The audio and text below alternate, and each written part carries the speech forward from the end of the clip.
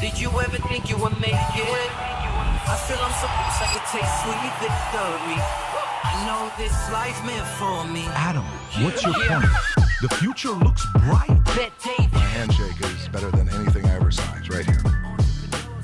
You are a one-of-one? My son's right about I don't think I've ever said this before. So about a week and a half ago, we're doing a podcast, and we have a friend of ours that reacts to Vinny and says certain things about Vinny. Rob, if you can play this, we just got to open it up with. Go for it, Rob. Here's what Stephen A. had to say about Vinny. Go ahead, Rob. Vinny, respectfully, specifically on this particular topic. Spell my name wrong. I don't give a shit what you give a shit about. I'm going to say it twice so we know that I wasn't stuttering. I don't give a shit what you give a shit about. You can pause it right there. As it, We have Stephen A. Smith in the house. How you doing, I'm man? in here. Yeah. What's going on, man? How you doing? What's up, Vinny? What's up, baby? Chilling. All right, just chilling. seeing you. What's up, y'all? How y'all doing? Hello. So a lot's happened since the last time we had you on. Obviously, we've spoken many times. You got the contract. You got all this stuff going on. Yeah. You know, you're on the list ahead of Kamala Harris on some polls about running for president 2028. Right. And Thank God. and some big announcements being made today, apparently, which is big. Yeah, I'm going to be returning back to SiriusXM Radio. Sick. Congrats. Congrats. Thank you. I appreciate it. And I'm going to be returning back to SiriusXM doing a sports show daily from 1 to 3 p.m. on Mad Dog Sports Radio, leading into Mad Dog and his 3 to 6 p.m. drive time show. And then after that, my show will re-air from 6 to 8 p.m. And that's every weekday. And then at least once a week, in all likelihood, on the POTUS channel, I'll have my own political show. POTUS channel. That's right. That's So exciting. I'll be doing my own political show on the POTUS channel, and that will, from a video perspective, it'll be airing on my own YouTube channel, which will still live, which is on Stephen A. Smith channel. And I like the fact that it's 3 years, because in 3 years, in case you decide to apply for another job. Yeah. It's August of 2028, about 2 months before the election. Great timing, baby. Great timing. Yeah. I like it. I love it. Listen, these are the stories we're going to be going through. I got some questions for you. We cover Sure, that. man. Obviously, Sure. a lot going on with Ukraine, the bombing 40 Russian bombers, yesterday. Right. And with all the stuff that's going on there's stories about Pompeo being in Ukraine. You got Lindsey Graham being in Ukraine. You got Blumenthal being in. A lot of weird things going on. And so people are speculating. Vinny's got some thoughts on this. There's another story about LA City Council passes budget that firms police fire spending. And then you got this Chris Cuomo shrugs off illegal immigrants murdering Americans as an artificial issue. Completely made up. Vinny's got some thoughts on it. But this is a friend of ours. Maybe we'll react to that as well. Yeah. And then Trump awards first ever medals of sacrifice to fallen law enforcement officer. I don't know if you saw the reaction of the daughter of whose father. Did you see this? He's recognizing the daughter whose father passed away in the line of fire. And you should see the way she reacts and what she says afterwards. You have to watch this. Okay. You've not seen this. You've not. I seen have this? not seen it. I am so glad you're going to react to Completely this. disrespectful. It's such an interesting take. British Prime Minister Keir Starmer moves UK military into warfighting readiness. Why? No one knows. That's NATO. We'll talk about that. Man. Lawsuit accuses Zion of rape, years of abuse. Again, we'll see what you have to say about that. Paris erupts in celebration, riots after PSG wins Championship League. Stephen A. Smith says Deion Sanders was devastated by Shador's 2025 NFL draft slide. I'm actually curious to know, what you know about that and how it went about, because everybody was following the story to see what was going to happen. Everybody was surprised what happened there. But, if there is a family that's a mentally tough family, it's these guys. I'm curious to know what your thoughts are on this. Then World Boxing apologized for naming Olympic champion Imane Khalif in sex test policy that just recently came out. Yeah. And then you said something about you don't like the idea of pardoning Diddy, Trump pardoning Diddy. And 50 Cent said some stuff on there. We'll address that issue. Caitlin Clark, I really want to ask you about Caitlin Clark. Some numbers came out. I'm curious to know what you're going to say. Then we got the Jake Tapper situation. This guy went out there, revealing what he knew about Biden. And ever since he revealed that, not only did the book flop, but his show has flopped. It's almost like the audience is sitting there saying, I don't believe you. I don't trust what you have to say. We'll talk about that. Anthony Edwards, look, he said something in the interview. I know some of you guys maybe not be following basketball. But in the interview, after they lost, they're like, so how do you feel right now? So I'm 23 years old. I got a lot of playing to do. Sitting next to Connolly, that's in his mid to late 30s, only got a couple seasons left to play, hoping to get his first championship.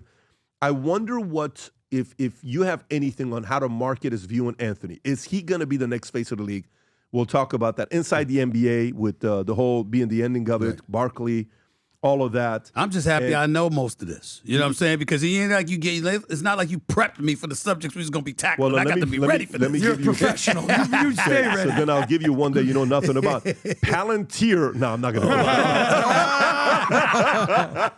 Anyways, but by the way, before we get into it, I saw you acting, and Rob, let's do this. For those of you that believe the future looks bright, and you go to the gym, and you want to sport the gear and be part of the community that represents Future Looks Bright, here's a new gear that came out, athletic wear of Future Looks Bright, with our models, and guess who's in it? Vinny, Rob, going to play the Steven clip. don't give a shit about what I'm doing.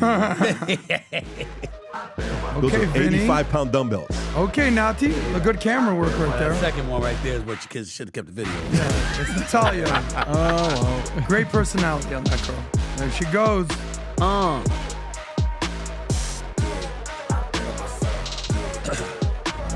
Sick. Gangster. Looks good.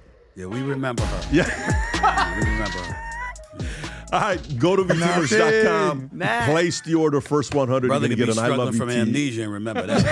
It's just the truth. It's just the truth. I'm just talking Again, the truth. VTMers.com. All right, let's get right into it. Couple stories here. Let's get right into it. Yeah. Natalia got a big shout out to start off. true. But, Love it. Let's God bless get right her. into it. All right, first one I want to get into with you is Jake Tapper. All right? Yeah. CNN star Jake Tapper squirms when asked how much money he's making from Biden cover-up he took part in. So here's the interview, Rob. If you have it, play this clip, and then we're going to talk about some of the book sales, a bust, what happened with it, and I'm curious to know what you have to say about this. Go ahead, Rob. In terms of the left, it's a money grab. I mean, that's not the case. It's not. This is.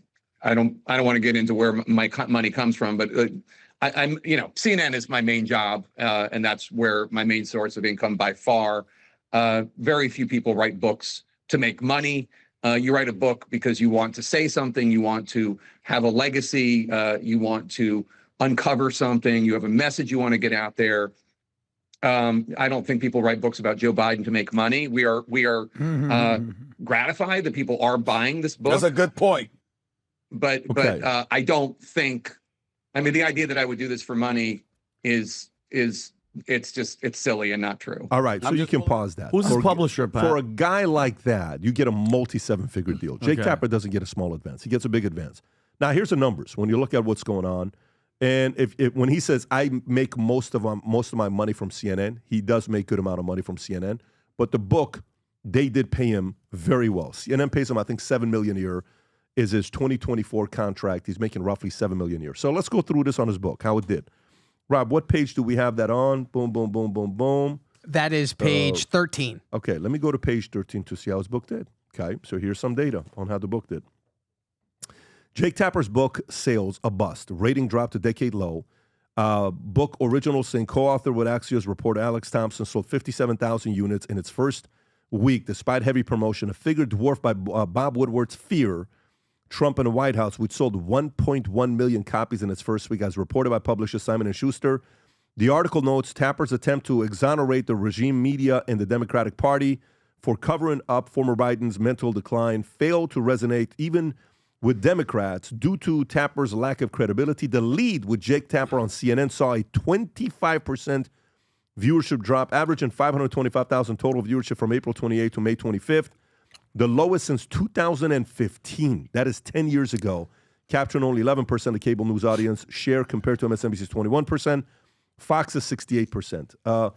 Stephen A., what do you think went wrong here? I think that when you see, first of all, it started with MSNBC. Let's call it what it is. Once Trump won the election, you should be pleased with what I'm about to say, Vinny. Okay. Once Trump won the election, a message was sent. We heard everything that y'all had to say. We weren't buying it. But when you saw the reversal, the mea culpas, the Morning Joes going to Mar-a-Lago and others, we're like, see, we nobody's hearing it. Feed into what you were saying about what we're not buying. And then, unlike the typical voter out there, you are the news networks. Folks were relying upon you to deliver the goods. And when you come out with a book in the aftermath of the election saying that you interviewed nearly 200 people, almost all of them Democrats, and you talked about what you discovered, the reality is that the people that have turned against the network, the people that have turned against the news, the people that have turned against him, if that is indeed the case, it's easy to surmise that what they're saying is, there's no way in hell we believe that you just found that out after the election. Mm-hmm. We believe you knew it before the election, and you didn't tell us. Now, that's not me saying it. It's not you saying it. It's not it's not even Vinny at this particular moment in time saying it. It's folks that were watching, the viewers who were watching you. Because what other explanation can there possibly be? If you're a leftist and that's the kind of content that they were giving you on MSNBC or CNN, if you were watching this particular show or this particular host, why would you suddenly stop? You would stop because of the election. That's plausible. Mm-hmm. But months after the election, all of a sudden you notice a precipitous drop-off. The drop-off would have been in the immediate aftermath of the election, where, it's November 5th, and now from that point forward, boom. But in this particular instance, according to the reports, the drop-off came when the book came, even more so. And because that's the reality, there's nothing else to deduce from that. So, okay, let me ask you this other question for you. So let's compare you to Jake real quick, okay? You got Bill Maher. I'll give a couple names. It's mainly you and Bill Maher. Let's put those two in the same category. Sure. And then let's put Jake and Acosta. Who else you want to put a couple of these guys in this other category? But all of you voted for the same person pretty much, okay? Yeah. You didn't vote for Trump. No, you I did not. You did not vote for Trump. Okay. What happened to your market where 6 months, it's been 7 months since election, November 5th, right? Let's say 7 months. Okay. So that's 7 months. 7 months after the election, your viewership is skyrocketing. You just signed multi-million-dollar deal with Disney, ESPN. You're getting your show going on your YouTube, you're all over the place. You're on the list now, Rob. You can pull it up on Democratic candidates for 2028. Stephen A. Smith put it on the list, and you see now all of a sudden being talked about in the top 4. I've seen multiple lists where you're number 2, number 3, number 4. Some are saying you're 7%, 18%, 12%. It's all over the place. Why did you all of a sudden spike and start gaining that credibility, even though you voted for Kamala? You didn't vote for Trump. Because why are some of these guys getting hammered? Because I'm not perceived as being full of shit. That's why. See, I can argue with Vinny. I can argue with you all day. I can do that. But I'm telling you what I feel based on what I believe the issues are and what I believe we should be focused on. Vinny might be like, you talk about the borders. The borders matter to me. I was never for open borders. You understand? I'm about an economy. I'm about a strong national defense. I'm about those things. My issue against Trump was simply, I don't like the way that he acts, and I don't trust that the polarizing figure that he is would ever be remotely interested in trying to bring us together. It was going to be more division. Whereas I looked at a person like Kamala Harris, and I said to myself, it's not really about her. I believe a strong House and a strong Senate could compel her to operate across the aisle and get her to do some things. I might have been wrong in that thinking, but that's what I was thinking. You have others that, if it's a MSNBC, if it's a CNN, I'm just giving out those names because it's clear what they were doing. They leaned and tilted strongly to the left, and their objective clearly appeared to be to keep this man from regaining office. The difference between me and them is I would have looked you in the camera and told you exactly how I felt about them. And then when I started doing my reporting and interviewing somebody, I would have been right down the middle. How I feel has nothing to do with doing my job. I could feel, I don't like this dude. I'm not going to vote for him. And I'm not saying that I didn't feel those things. I know I said some things about Trump that I actually did not say. I've known Trump for years. We were cool. Trump, we would go to his properties and watch boxing matches. We see him at the basketball games. People, I said, I don't like how he's acting. If he does something that I thought was racially insensitive, I would call him out. Never called him racist. Never compared him to Hitler. Never called him a Nazi or anything like that. No, I knew this man. How the hell you going to turn around and then talk about him like that? My whole point is I always said if I saw him in the face, I would look him in the face. Why are you doing this? Why are you acting this way? You know you're ruffling feathers. You're being polarizing. Is that really necessary? Damn it, get it together. I would have said that to him, to his face. So I'm on News Nation with Kovo, and everybody starts laughing because it's my turn to talk to him. And he says, hey, Stephen, it's been a long time. And then all of a sudden, like, oh, they really do know each other. Yeah, because we used to talk all the time. So I've never talked about him like that. But my point is, even if I felt that way, I'm still going to look in the camera and think about my obligation to my audience to be fair and as informed and as neutral as I possibly can in disseminating the information. You have too many people out there in our business that went away from the tenets of what our business is purportedly about, and they engaged in partisanship. You had people on the air hosting shows literally trying to get him unelected or not reelected. You can't do that. Because once you've made that decision, I can't trust your reporting. And that is what I believe is happening. Fair or unfair to Jake Tapper, I'll leave that for somebody else to judge, the Joy Reeds of the world and others. Let me ask you this In the question. end, when you do that, you compromise yourself. Is it 100% that in 2028, if you run, you will run as a Democrat? The only reason I say that is because I don't think that I'd have a snowball's chance in hell of running as a Republican. I think J.D. Vance, the Marco Rubios of the world, even the Ron DeSantis of the world have that on lock, number one. Number two, the party is not as in disarray as the Democratic Party. Number three, even though I'm a centrist and I'm a registered independent who would not hesitate, by the way, to vote, I would have voted for Nikki Haley. I would have voted for Nikki Haley. If Ron DeSantis hadn't pissed me off with the whole slavery, there's good parts about slavery comment, I might have voted for him. That was my issue with him. Trump, obviously, it's his behavior more so than anything else. But I had no problem with Nikki Haley. I'm friends with Governor Chris Christie, former governor of New Jersey. He and I talk all the time. I've known it. So I look at that, and their party is not as much in disarray. In my perfect world, to answer your question, if a third party had a chance of winning an election, that would be the way that I go, because I don't like leaning far right or left, and I think both sides pull you dramatically in their direction. Okay, so there's a poll that came out. That can you pull up the Harry Enton, whatever the video was that we watched today, where he's showing what happened with the Democratic Party, how since 1989. Democrats were always seen as the one for middle America. Look what happened. I don't know if you saw this poll or not. Yes, Have you seen this? Okay, go ahead and play this clip out. Go for it. After all of the waves, Kate Baldwin, after the last few months, the first 5 months of the Donald Trump presidency, right, the first 4 months of the Donald Trump presidency, that you expect that Democrats would have this massive lead on the economy. It ain't so. It ain't so. The party that is closest to your economic views, in November of 2023, it was the Republicans by 11 points. Now it's still within that range, still within that margin of error. Can you go to the chart that shows for middle America? That's mainly what I want to keep going. It's that's at the it. end, Go back a little bit. Go back a little bit. Go back a little bit. Go back. Okay, let him go from here. Watch this. Go for it.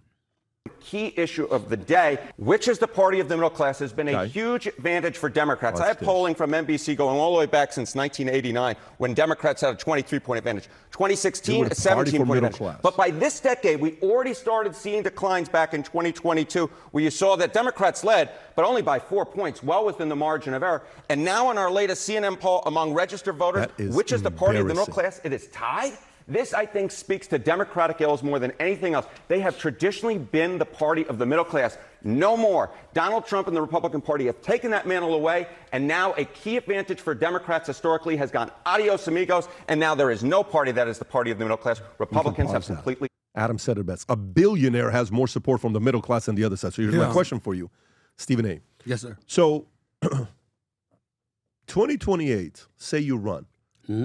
What are your top 5 values that you're running for in specific order? Me personally, the economy is always number one. Okay. And if you don't mind, let me tell you a really, really quick story. Sure.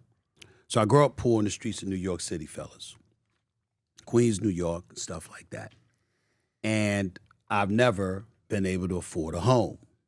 So in 2001, I bought my first home. It's in South Jersey.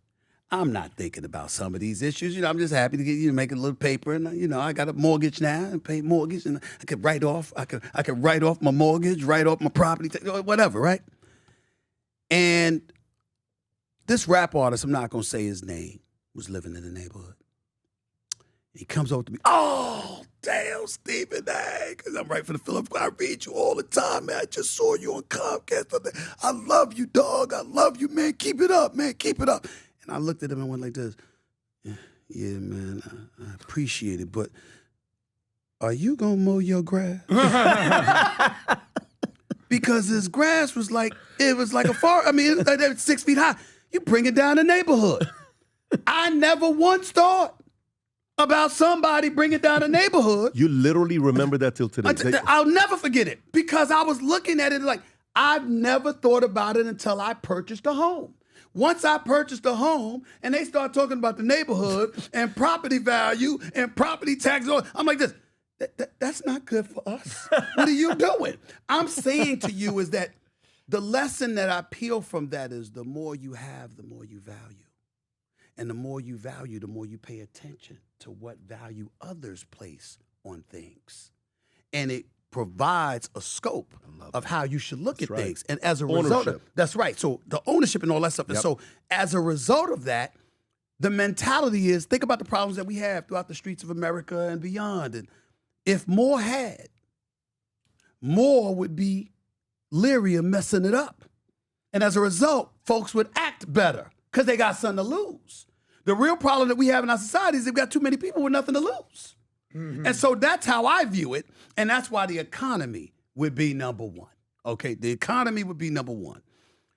That puts the border at number two because the border, whether we want to admit it or not, could catastrophically affect an economy. When you think about California and their version of Medicaid, you understand, and how they've lost billions or they're billions in the hole because they spent so much money in they used Medicaid money to take care of illegal immigrants.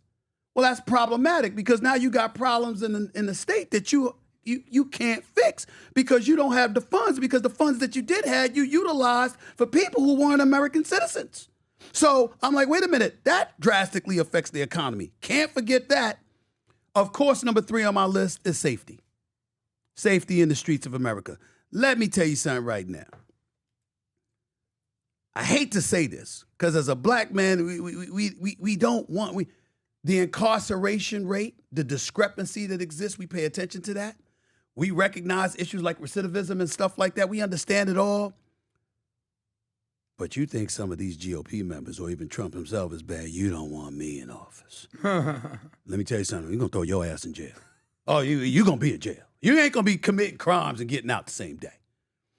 That's not going to happen. I'm not telling you that there isn't police brutality. I don't pay attention to it. And I'm not saying that. So it would be Stephen A. Bukele. Don't get me wrong. You know, you're not going to be shooting unarmed black folks. You're not going to be shooting unarmed anybody, okay? You're not going to be a rogue law enforcement official. But if you take a vow to protect, and serve, and you live by that as a law enforcement official, you will have my support. We're going to throw your ass in jail. And I don't want you killing anybody, but I don't mind you kicking a few people's ass. Because sometimes people do. Like, when I saw the riots in the streets, one of my proudest moments was when I saw this kid, I think it was in Missouri, and he was out there protesting and throwing stuff at the police officer or whatever, and out of the crowd, you saw this woman come and just hit him with haymakers, and it was his mama. Yeah, I love that. It was his mama. The like, best. what the hell are you doing? I remember that. That's my mother. Yeah. God rest her soul. That was my mother. Respect. You respect law enforcement. You obey law enforcement. You know, you get pulled over. There's been plenty of times that I've been pulled over and I didn't think I deserved it. You understand? But I also know I speed a lot. So this particular time I wasn't speeding. Hell, they got me for all the times I got away with not getting stopped for speeding, right? What's the first thing I do? I roll all 4 windows down. Smart. I put my hands on the steering wheel. Yes, sir. You understand? Sir, you got your license, whatever. It's in my wallet. You got your shirts. It's in my glove compartment. May I get it? Or I get it before they get there and make sure all 4 windows are. You're law enforcement. That's right. You can't be like you remember the Tyreek Hill got into trouble. Yeah, right? just gonna bring that up. And I'm Exactly. on the before the air. game. I'm on the air, and I went like this.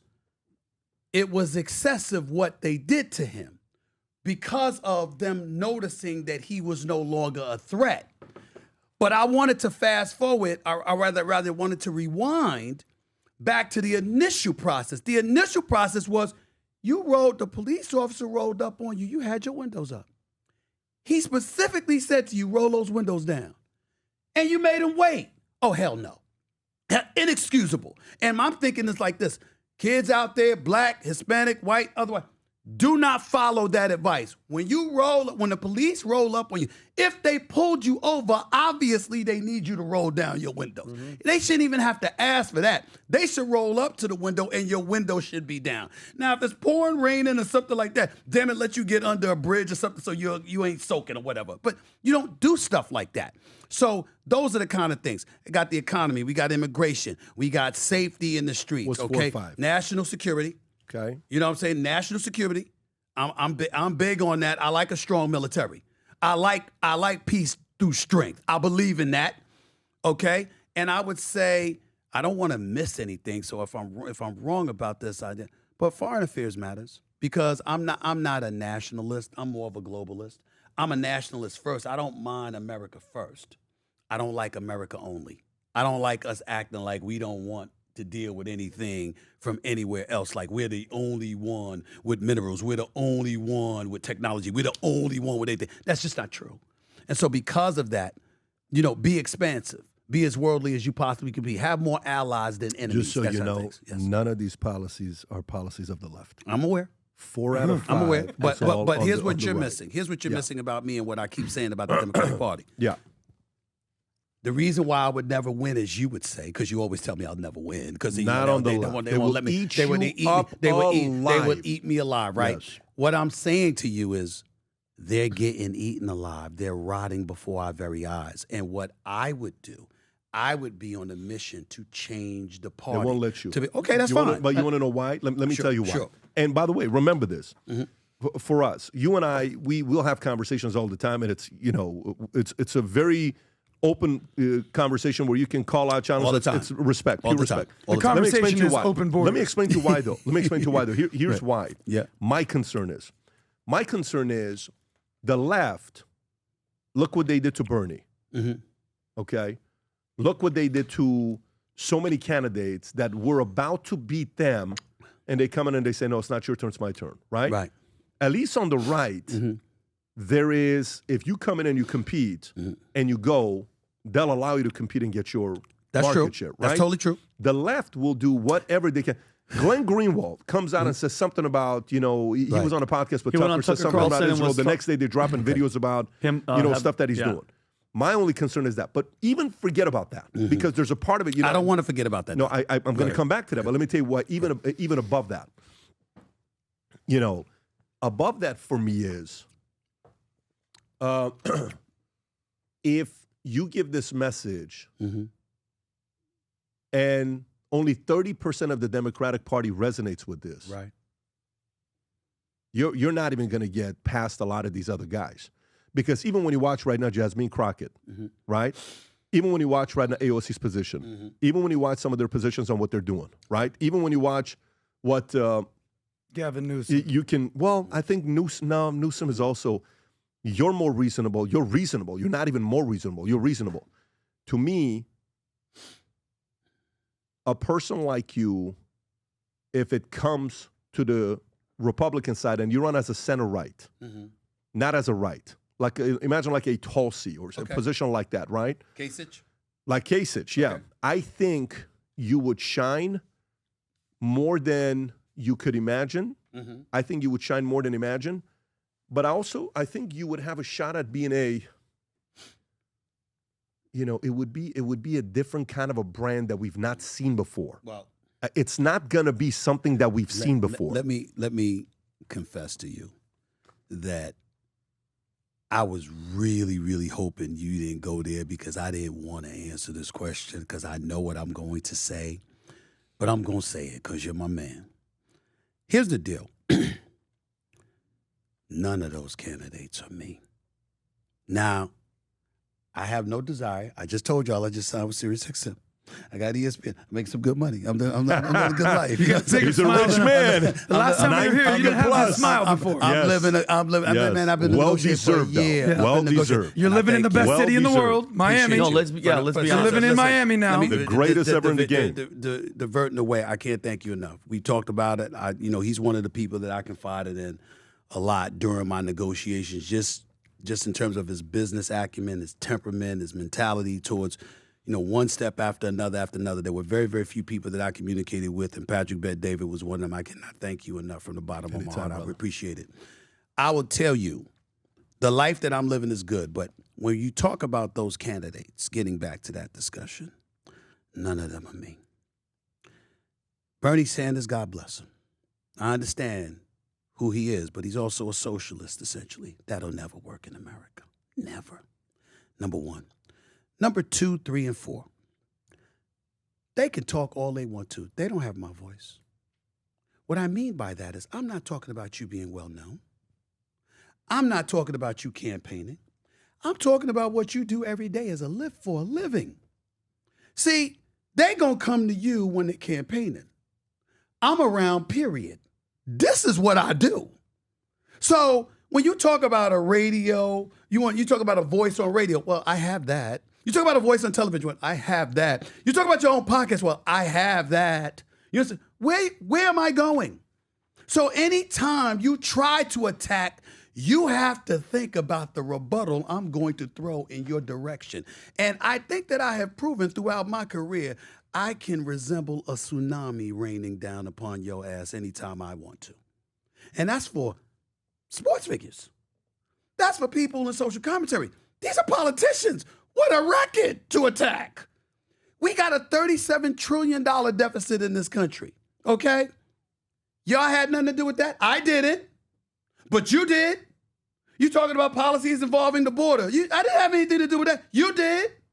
You're talking about our economy and inflation ravaging us at that particular moment in time when Biden was in office. I didn't have anything to do with that. You did. The streets and crime going on in the streets and people getting off and times not, law enforcement being compromised where you got police officers retiring. I didn't do that. You did that. When you talk about tens of millions of people that are either off healthcare, off Medicaid or Medicare, right? And you're talking about those things because, again, Obamacare was essentially a tax. We keep forgetting that the Supreme Court ruled on that, and that was a tax, right? So you had that going on. And now that you're talking about veering away from that, which Trump obviously intends to do or whatever, when we look at the big, beautiful deal and all of this other stuff coming down, you're talking about tens of millions of people that are going to end up off of healthcare. I didn't do that. Y'all did that. So you have a record to attack. I don't. So I look at them and I say, you really want some? Come get some. I'm not trying to run for office or anything like that, but I'm very confident that if I were to elect to, I would be formidable enough where I could get on that debate stage. And once that happened, I can only say this to you.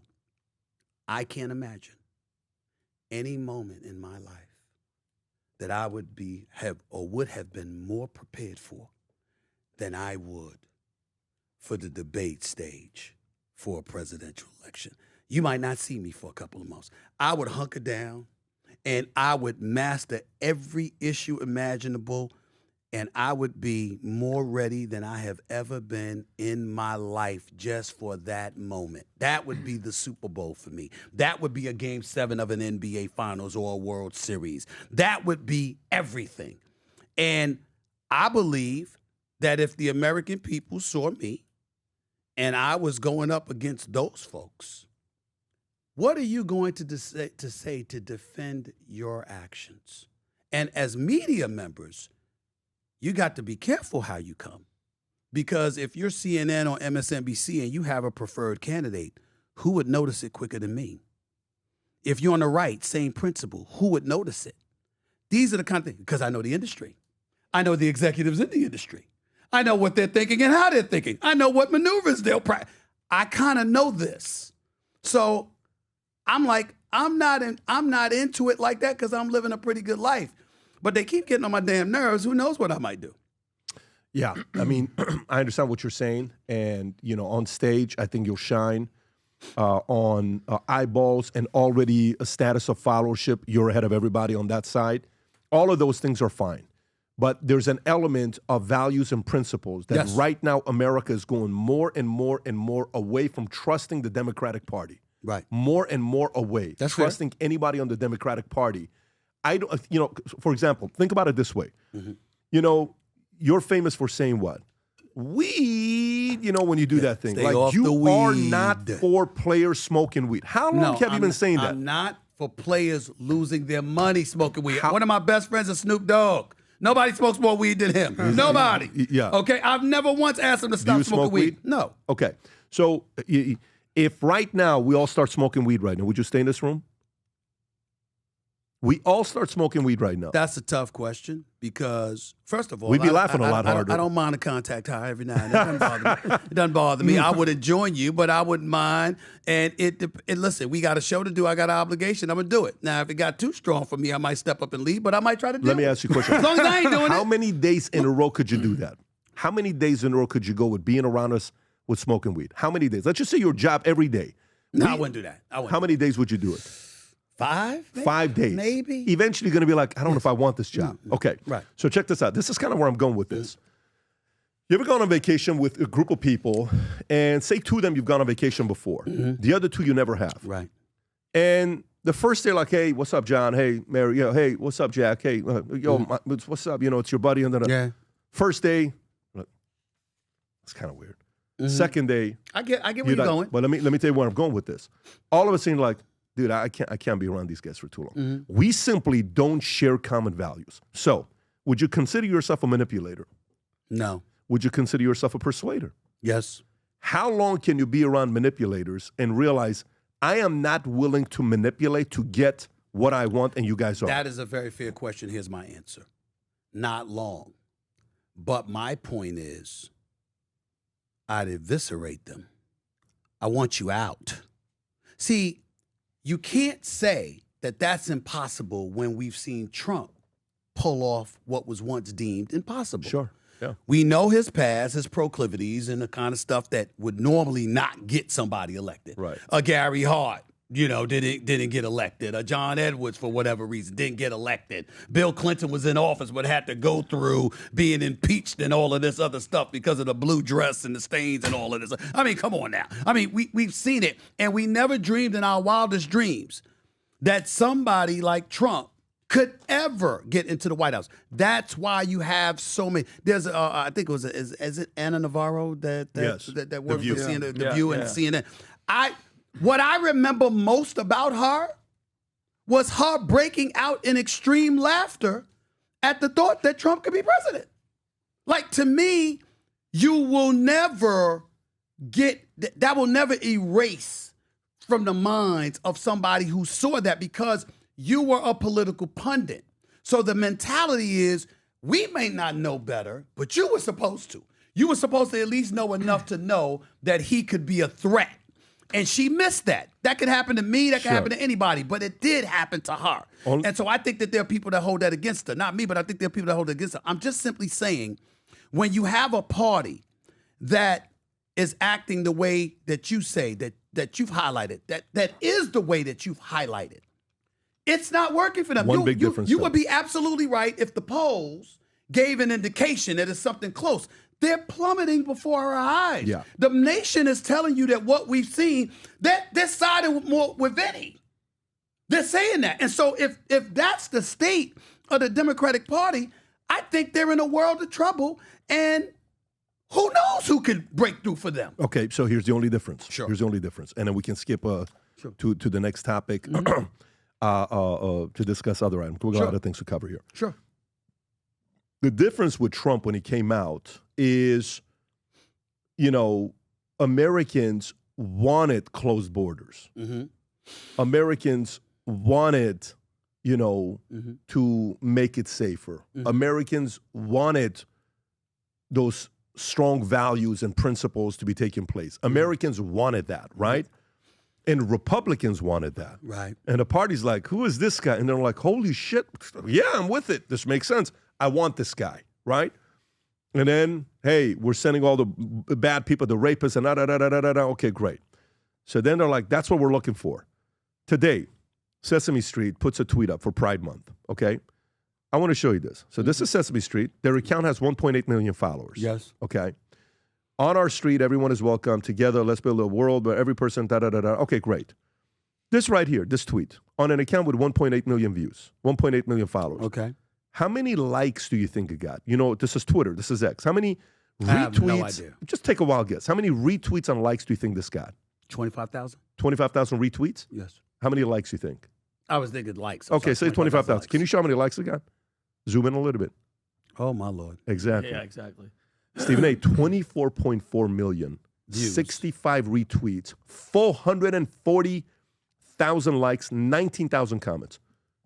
You don't stand for this. Okay. You don't stand for this. You're a parent. You don't stand for this. I don't want to speak on your behalf. You can challenge me and say I don't. But I've heard you say on the woke stuff, I'm not with it. I'm not with it. Okay, great.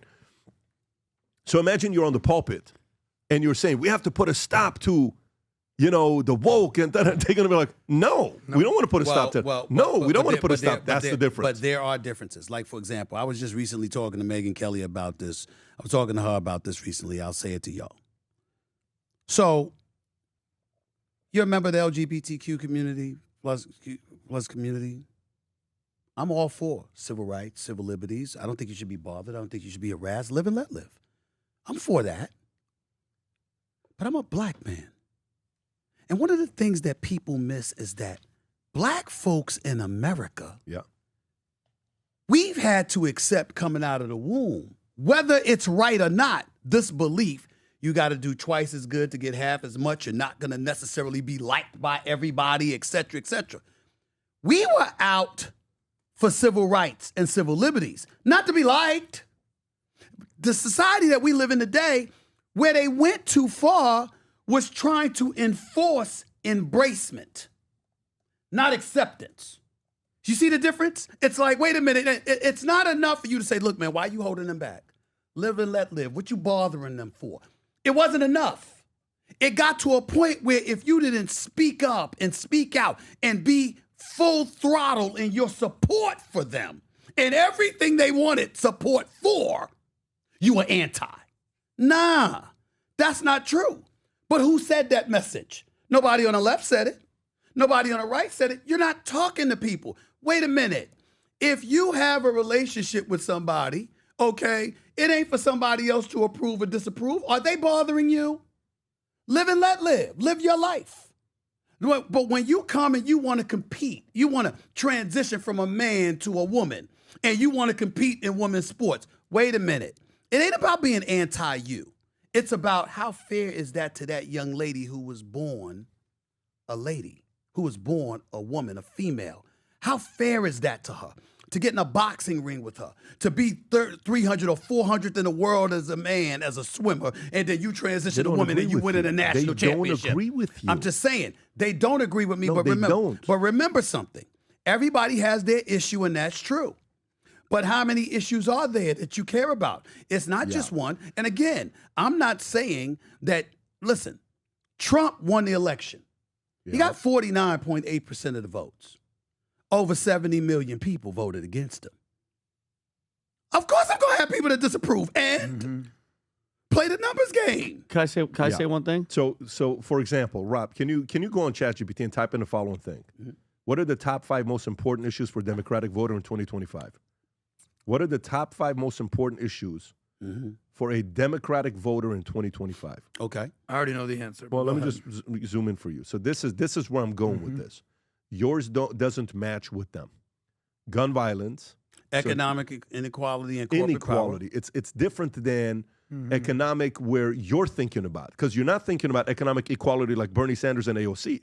That's not you're trying to get people. Hey, I'm Stephen A. I came from nothing and I made it to the top, right? Nobody. Healthcare access and affordability, reproductive rights, climate change. Okay. None of these are your 5. And that's the voter of the Democratic Party. They don't relate to you and you don't relate to them. So now. Centrist left do relate to me. Independents do relate to me. And I got news for you. Some folks on the right relate to me. And that's why RFK and Tulsi went to the right. It's the combination. Yeah. It's the combination of what's going on the left compared to how strong your candidate is on the right. You got Steve Bannon out there trying to get Trump a third term. Why? I looked at him. I said, what's the affection and the affinity for Trump? What's that about? I said, Marco Rubio, J.D. Vance, along with a plethora of other candidates, are more than qualified, and they would govern along the same line as Trump. What does he say? He's once in a generation. Well, guess what? If you get 2 terms, you don't get a third. Somebody other than Trump is in there. Sure. And that once in a generation talent is now gone. Well, who's going to replace him? It's not a one in a generation talent. So because of that, that's where somebody else comes in, and they could steal votes from both sides of the aisle. I made my case. Listen, I made my case. I made my case, dog. I made mine. What I'm going to do for you, I'm going to be in your ear, dog, for the next 2 years. That's all I'm going to tell you. Can I say one thing, though? Yeah, Stephen A. Stephen A., I love you. I'm going to come at you right now. Sure, please. Okay? Please. Because you're me 2 years ago. Where I've been a Democrat my whole life. My dad was a Clinton guy. He was a JFK Democrat. I loved, Obama was but he was better than McCain. George W. Bush was a disaster. Okay. And when Trump showed up, I was like, hell to the no. And 2020, how much money did I make when I bet everybody that Trump was going to lose? Yeah, a few thousand. On the podcast. Yeah. And now, how much do you joke about me being like the biggest MAGA guy now? It's out of control. Like, we can disagree with something on Trump. No, I think he's doing the right thing, A lot of the time. He's in a complete different state. And but I'll still criticize him when he's doing wrong. Yeah. It's so liberating to vote for Trump and be like, all right, I agree with the positions. I agree with the policies. I don't like how he talks like that. I don't like this. But there's something different this time. Trump 2.0 versus Trump 1.0. 4 years sitting in the wings looking at what's going on here. Everything you said, brother, is my exact 5. The economy, the borders, safety, security, national security, defense, peace through strength, and foreign affairs, not basically being an ostrich head in the sand. Bro, you're a Republican. Okay. Straight up. I'm just telling you. Look, this is my top 5 of the Democrats. Abortion, Medicare for all, abortion, LGBTQ mafia. You're not any of that, bro. I think you left You're not abortion any of out. that. Well, let me I say left this. abortion out. My bad. Let me say You're this. a grown-ass man. I'm no men with like a man who likes women, like I know you do. I know we do. You're not a Democrat no more. Okay, fair enough. What I'm saying to you is this. I am pro-life. I'm pro-choice. Okay. I am pro-choice. But it's not your number 1 issue. It's not my number 1 issue. But I'm probably not even your top 5. I'm just saying, it's not. Okay. But there's a bunch of women in my life. True. And they don't like the fact that their individual choices in their eyes have been compromised. And so, again, I'm not for abortion, but I'm not for telling a woman what to do with her body. That's my belief. I'm not saying it's a top 5 priority, but that's just how I feel. No, I get that. That's just how I feel. So that's just an example. But my point to you is this. FYI, Planned Parenthood was built to minimize the amount of African Americans having That's kids. totally millions true. of people. That is totally true. I do know She's that. a freaking That lady couldn't stand African Americans. Margaret Sanger. I do know that. Yeah. I do know that. That's number 1. Number 2, I used to argue with Democrats all the time because I thought they were swinging too far to the left. They're gone. They're so far left at this point. I mean, exactly. And I don't know if I'll ever support them again. I think the party needs to be purged. I've said this. Now, I don't want to be disrespectful to any specific individual Democrats. I like Josh Shapiro, the governor of Pennsylvania. I've interviewed him. I've spoken to him a few times. I like him. Wes Moore is my guy, the governor of Maryland. I really, really like that brother. He's somebody, if you haven't had him on here, you should get him on here. Yeah. Oh, yeah, if you need me, I'll make a call for you. Yes, I mean, that's somebody. I'd love to speak with him. That's somebody that you should talk to. And I'm going to tell him he needs to talk to you. I love Wes Moore. These are guys that are more qualified than me, obviously. Most of them are, but I'm saying they're governors.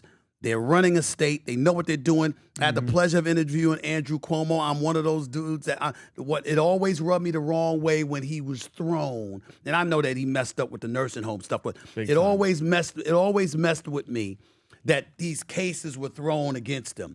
And the second he was out of office, you didn't hear nothing about it.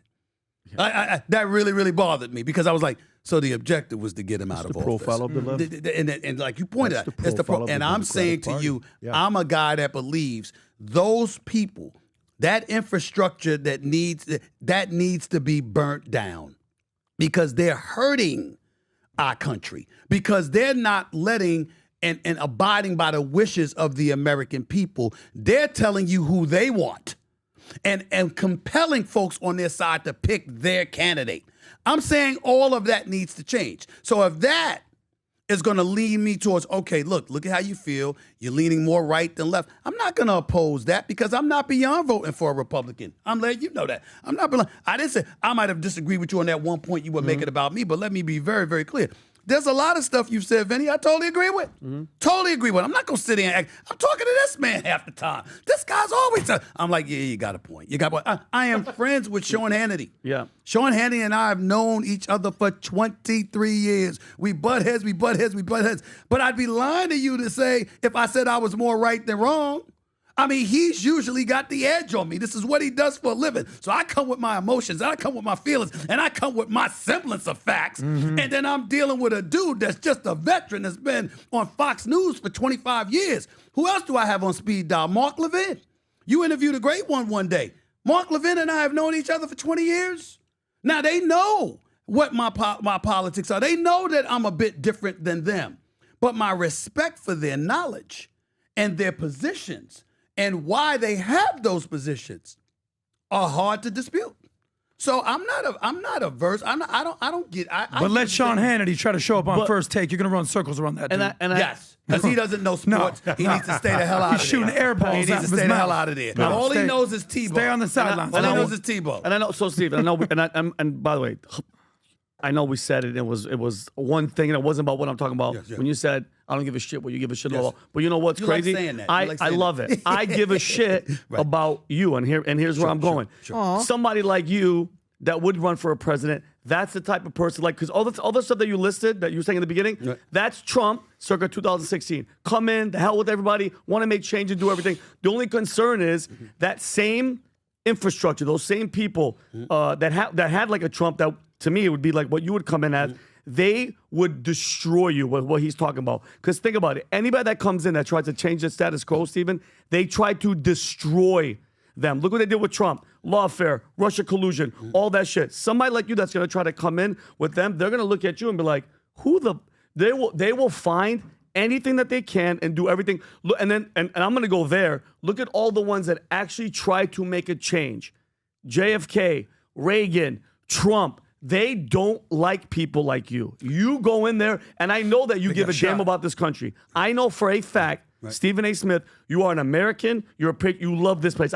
We can go back and forth and argue, but I agree with you more than I disagree with you. Right. But this system that tried to destroy and kill Trump would go after you the same way that they went after this, especially that party. Bernie Sanders was winning the primary. Yeah. Bernie Sanders was going to be the candidate. It wasn't his turn. And it wasn't his turn. And what they did in South Carolina, they changed the rules and pulled it out from under them. Yes, they did. Even with your voice, even if all the places you can go and your wonderful Republican positions here, even where what do you do when they flip the switch?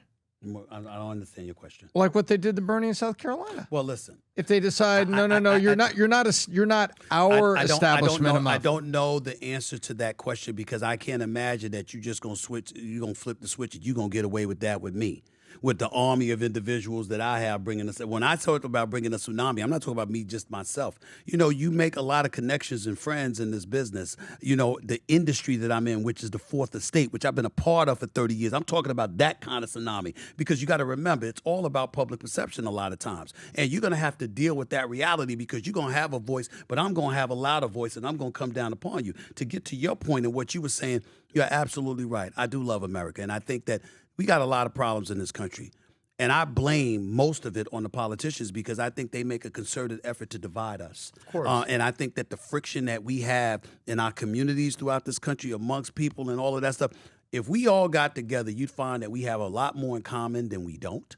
You'd find that we can get along a lot easier than people would want to believe.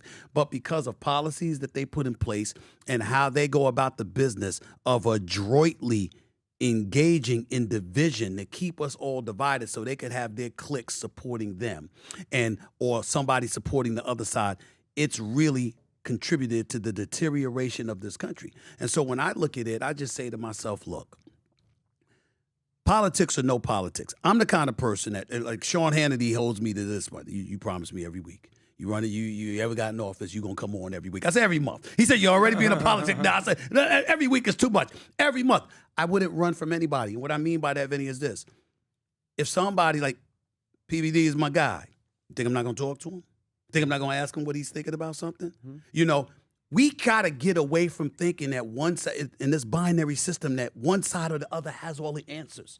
Sometimes it's both. Sometimes it's a happy medium. Like I might listen, if we're sitting around and we're talking about policies that really affect us as a nation, right? And we're talking about keeping peace in the streets. No one can have it all. But we're going to lean far more on what the right is, what the right side is, whatever that is, okay? And you might get your little something, but they're going to get their something too because their idea is better. And it's better for America. If we could pull that off, then we got a better country. You got this big, beautiful bill that everybody's talking about. Well, you talk about $8 trillion, you know, what is it? What 8 trillion committed pledged from companies and stuff like that. You're talking about more folks having jobs. You're talking about more drilling in this country. You're talking about a lot of different things that are going to benefit us. But they're talking about it's going to contribute about another $5 trillion potentially to the deficit. Well, you can't find something that contributes less than $5 trillion to the deficit because that's kind of defeating the purpose. You know what I'm saying? That's kind of defeat the purpose. Okay, you got millions of people that's going to be without health care. You can't find a way to avoid there being millions of people without health care. When you start asking these questions and dealing with stuff on a real level like that, all of a sudden it's not about party. It's about what's best.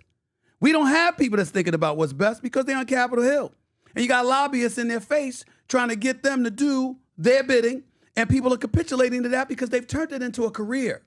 If you already got one and you're making money and you surround yourself with people whose ideas are about doing what's in the best interest of America, you might have a chance. And by the way, you know, the best ideas will win, and it takes a couple years to get exposed. True. During COVID, a lot of leftist ideas got exposed in a major way. Yes. They got exposed. Okay, so let's talk WNBA real quick. Sure. Because sports, Caitlin Clark and I'm a fan. Angel Reese, right? Yeah. They're going back and I'm a forth. fan of both. And Jamil Hill says by the time Angel Reese is done, she's going to be the Michael Jordan of WNBA. She said about Angel Reese? She said Angel Reese, by the time she retires, can you pull up this quote? She said, by the time she retires, she will be the MJ of, go to Jamil Hill, type in Jamil Hill, yeah. She says, by the time she retires, Jamil Hill has made a bold prediction that Angel Reese will become the MJ of the WNBA by the time she retires. That's what she said, okay? Okay. Let me continue. Okay. All right. Jamil so Hill. now, Okay, guy. while this is taking place, Brittany Griner comes out and says, I am so sick and tired of the WNBA. It used to be a peaceful, small little thing. Now there's crowds screaming, hollering. This is disruptive. It's not allowing us to play the game. This is her quote. I don't know if you saw this or not when she gave that. Okay. Can you pull up that quote? Because I got to read to I'm going to apply for a job at First Take. I'm telling you right now, part-time, I'm coming on board helping you guys out. Can you type in Brittany Griner? I'd bring you on. I'd have fun with you. Brittany Griner, what she says, she says right there, watch this.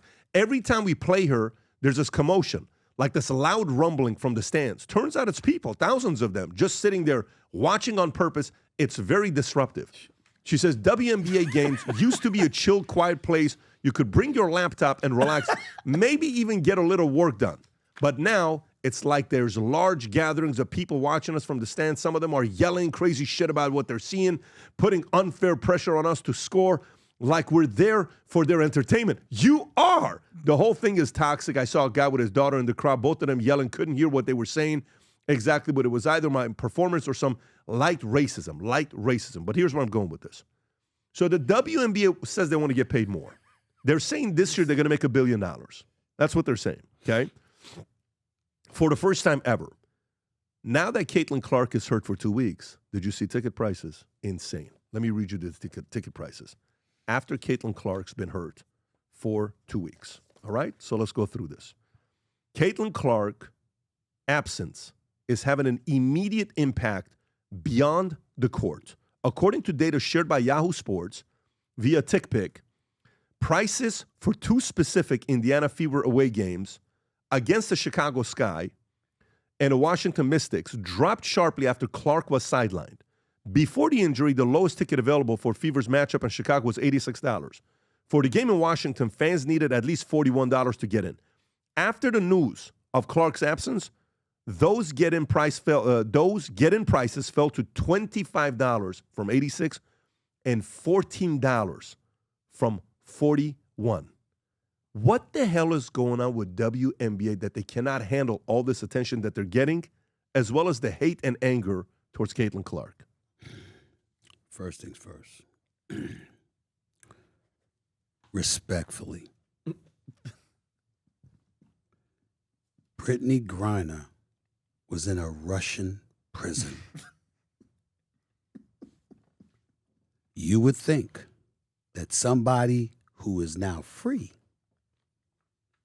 back in America on home soil,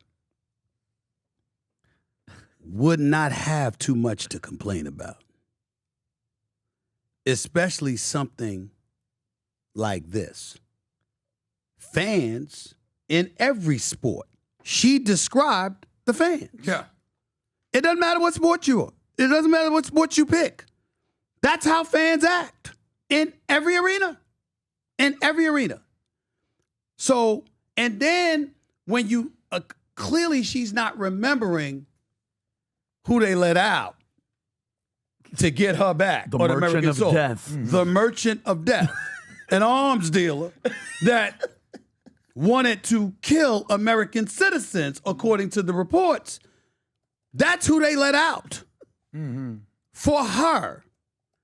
You would think that you would be smiling, you would be ecstatic, you would be happy, and something like this wouldn't faze you at all. The fact that it does is disturbing. I'll leave it at that. When it comes to Caitlin Clark, now I've taken hits because I was calling it from day one. You got people that are resentful towards her. But it's really not about her, guys. It's about what she represents. Before she ever came along, there were a lot of outstanding basketball players who happened to be black females that was doing their thing on the WNBA level. And they never got this kind of shine. This girl, the Golden Goose, comes along and she wreaks havoc. She's the Rookie of the Year.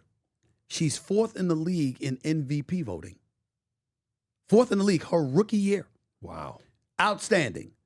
She's like Steph Curry. She could pull up from anywhere. You understand? She has that kind of capability. Didn't win a national championship. Lost to LSU one year. Lost to South Carolina another year. But she's outstanding and clearly worthy of being the number 1 overall pick.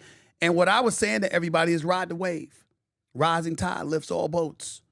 The girl is spectacular. It's not like she's not a scrub. She's not only can play, she's a star caliber player who draws this attention. And maybe it's because that fan base that she has and her being a young white lady contributes to it. So what?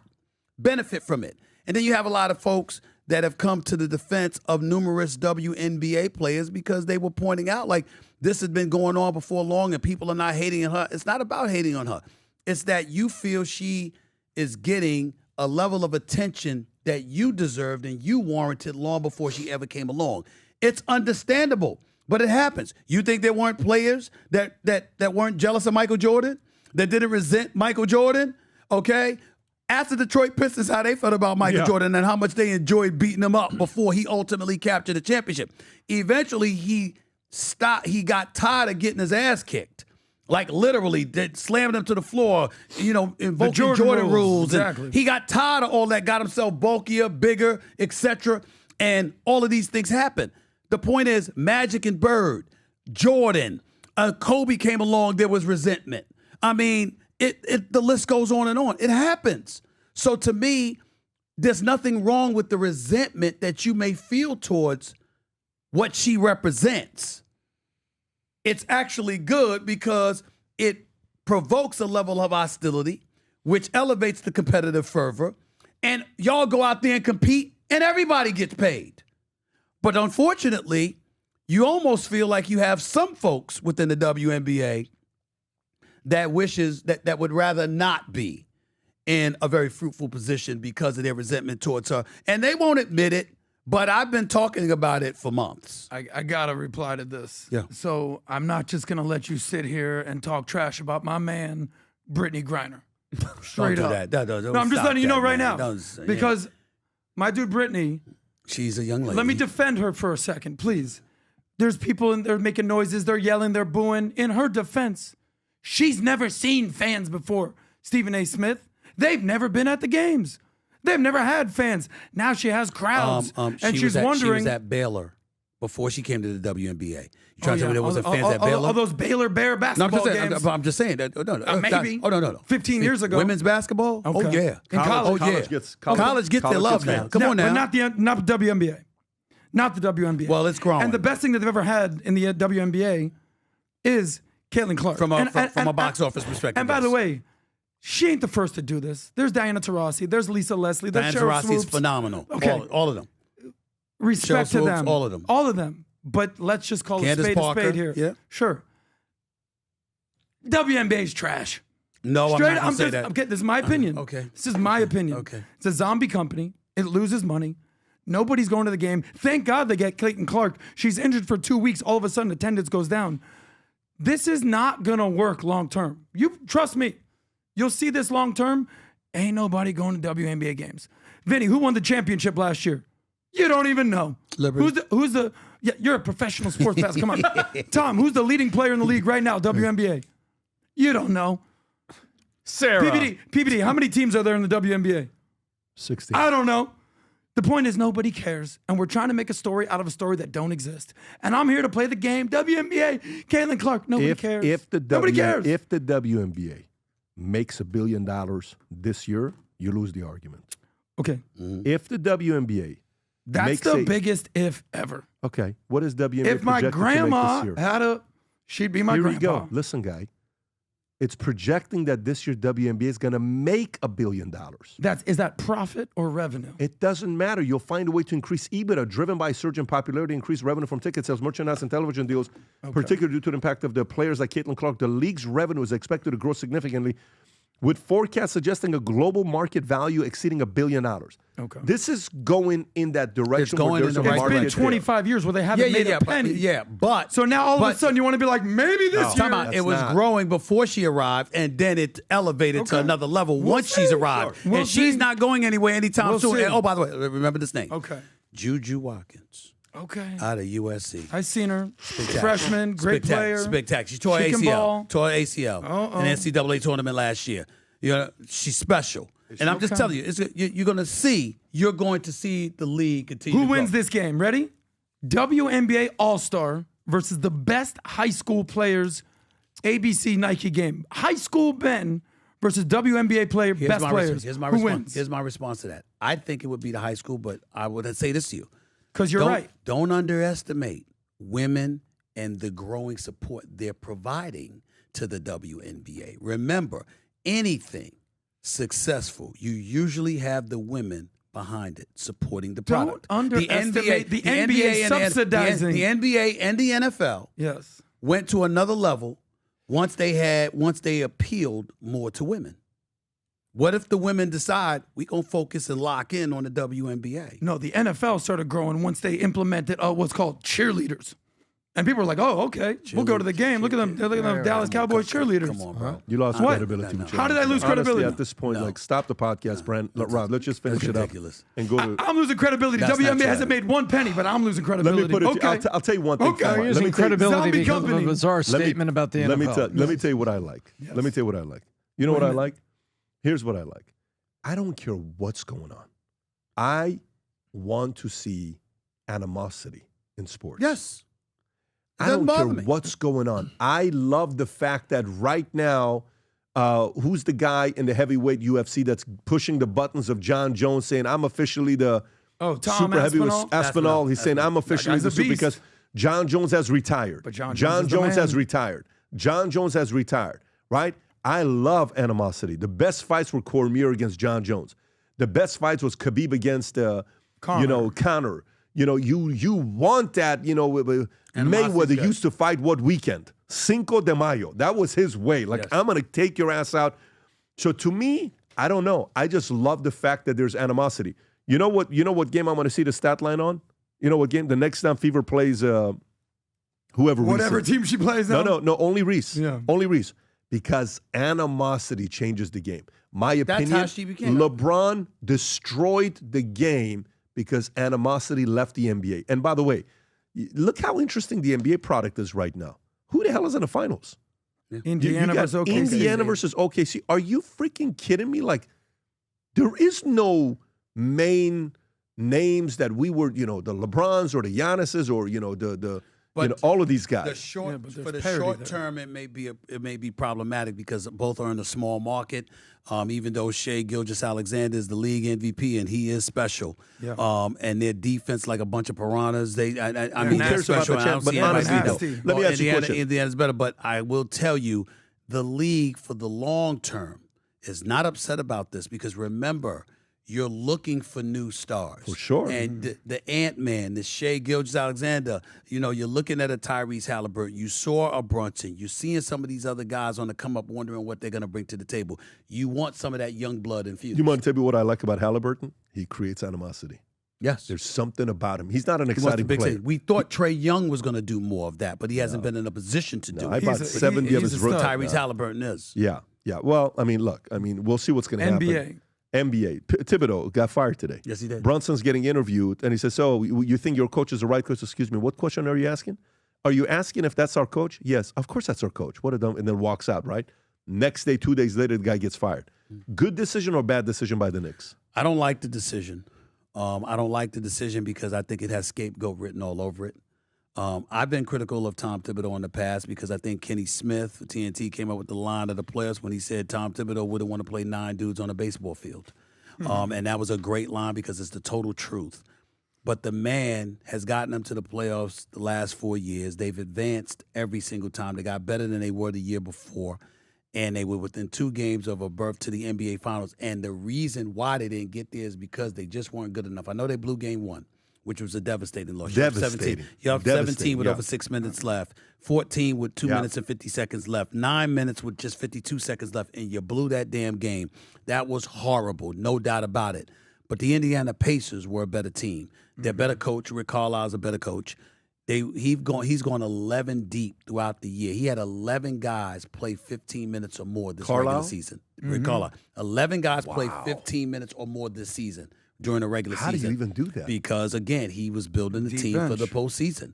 And they've been a top 1 or 2 seed in the NBA since January 1st. So even though they had a lower seed, this is not a team that was really a lower seed. And so you look at Indiana and what they bring to the table in terms of their offensive potency and the fact that you've got a playmaker in Halliburton who gets off chirping and antagonizing the opposition and their crowd. Give me more. It's a beautiful, beautiful thing. He's got his work cut out for him with OKC, though. I can tell you that. OKC, I haven't seen a defense like this in a long time. It looks scary. You know, and there's only 2 players. Everybody talk about Shai Gilgeous-Alexander. He was the runner-up for league MVP last year when he got my vote. He got my vote again this year. He won the league MVP.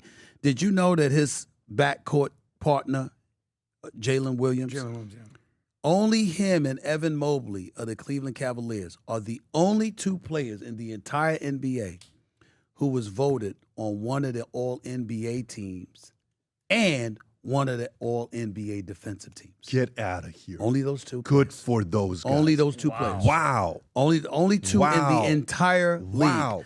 And that's a sidekick who, by the way, was just in the conference finals against Ant-Man, averaged 22.2 points, shot 49% from the field, shot 46% from three-point range. That's the sidekick.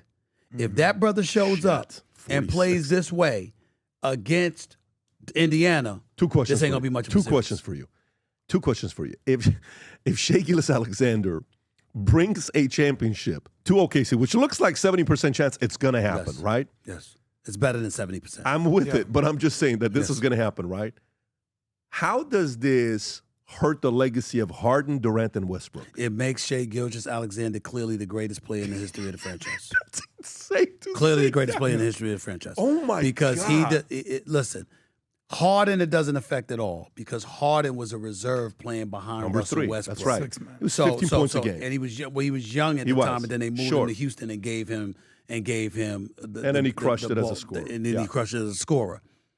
Russell Westbrook, I don't want to say it hurts him, but it does because he was a star player, Mr. Triple-Double, 3 years in a row actually, did his thing, but never delivered the championship. The one it really, really does hurt is KD. Because if KD stays, you likely win a championship. Remember. 4-3. Remember, they were down 3-1. They were up 3-1. They let Golden State come back. Golden State eclipses them, wins the series 4-3. Yep. And then 3 weeks later, he goes and signs with Golden State. And won 2 back-to-back championships. He was clearly the best player on the team. He was better than Steph Curry. He was better than Klay Thompson. And he deserves his 2 NBA Finals MVPs, and he deserves his 2 championships. But you left OKC. And so because you left OKC, you didn't deliver the goods for them. You jumped on shit with the Splash Brothers to get your 2 chips. Shai Gilgeous got traded there. They built around him, and he wins a championship. He's clearly the greatest player in the history of the Oklahoma City Thunder franchise. Follow-up question with you on this. So, profile, when you look at this. KD, when they had the team, mid-20s. Westbrook, mid-20s. Yeah. Maybe a little bit older, but 25, 26, 27. How old is Shai right now? 24, 25? I don't know. But 26. 26 years old. 26, 27. Okay. Yeah. So they were the same age while they're handling all this pressure. And the people he took out, it's not like he didn't take out anybody. They took out some teams, is who they took out. Shai, how much of the credit do you give to the fact that he is just cool, temperament, poise? He's being interviewed. They ask him a question. How do you feel about the fact that people call you the free throw merchant? Doesn't bother me. I'm okay with that. Nothing gets to the guy. Do you give that as credit to him where he's got that ice cold in him? He deserves that credit because his calm demeanor, the cool, his ice demeanor, not fazed by much. That's leadership. Never too high, never too low. You can trust him. You can rely upon him. I got into a debate on First Take today with the great Candace Parker, who won 3 chips in the WNBA, and I was saying that she was like, she loved that even keel attitude. And I said, I understand that, but let's make sure the world knows sometimes elevation is called for. Sometimes moments require you to be a bit more than your normal self. And Shai plays like that, but his temperament, his mindset is not like that.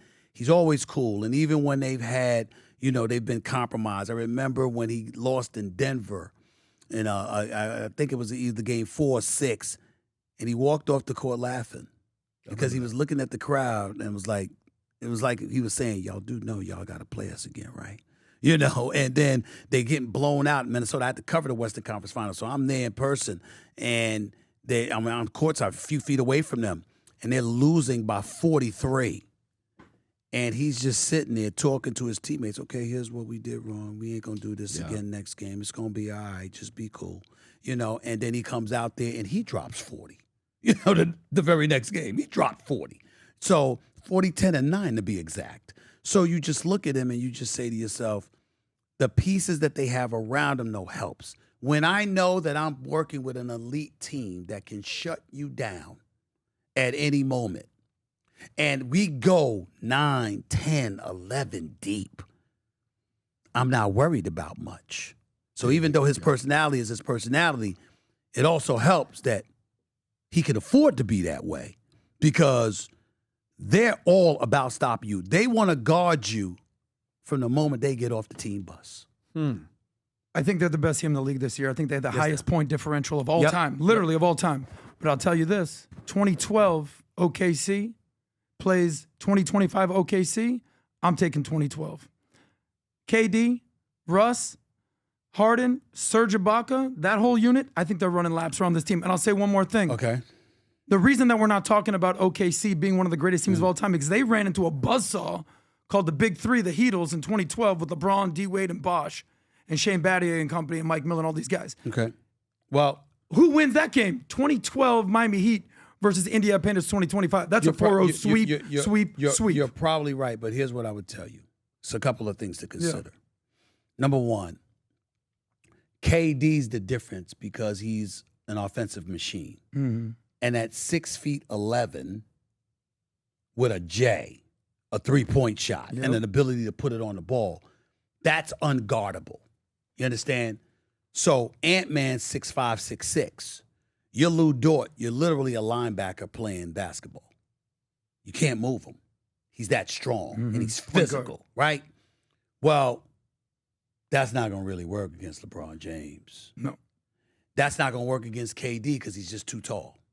And he can look right over you, and he can shoot right over you. So it's problematic. So you might be right. The reason why I say might as opposed to speaking definitively is because as great as Russell Westbrook is or was, he's also mercurial. He can be chaotic. He can turn the ball over, whatever. They live off of it. They're averaging 23 points off turnovers. This OKC team. Yes, and it's a 20-point differential from anybody else in the postseason. So what I'm saying to you is if you got a guy that is not protecting the basketball, it can mess you up. How do we know this?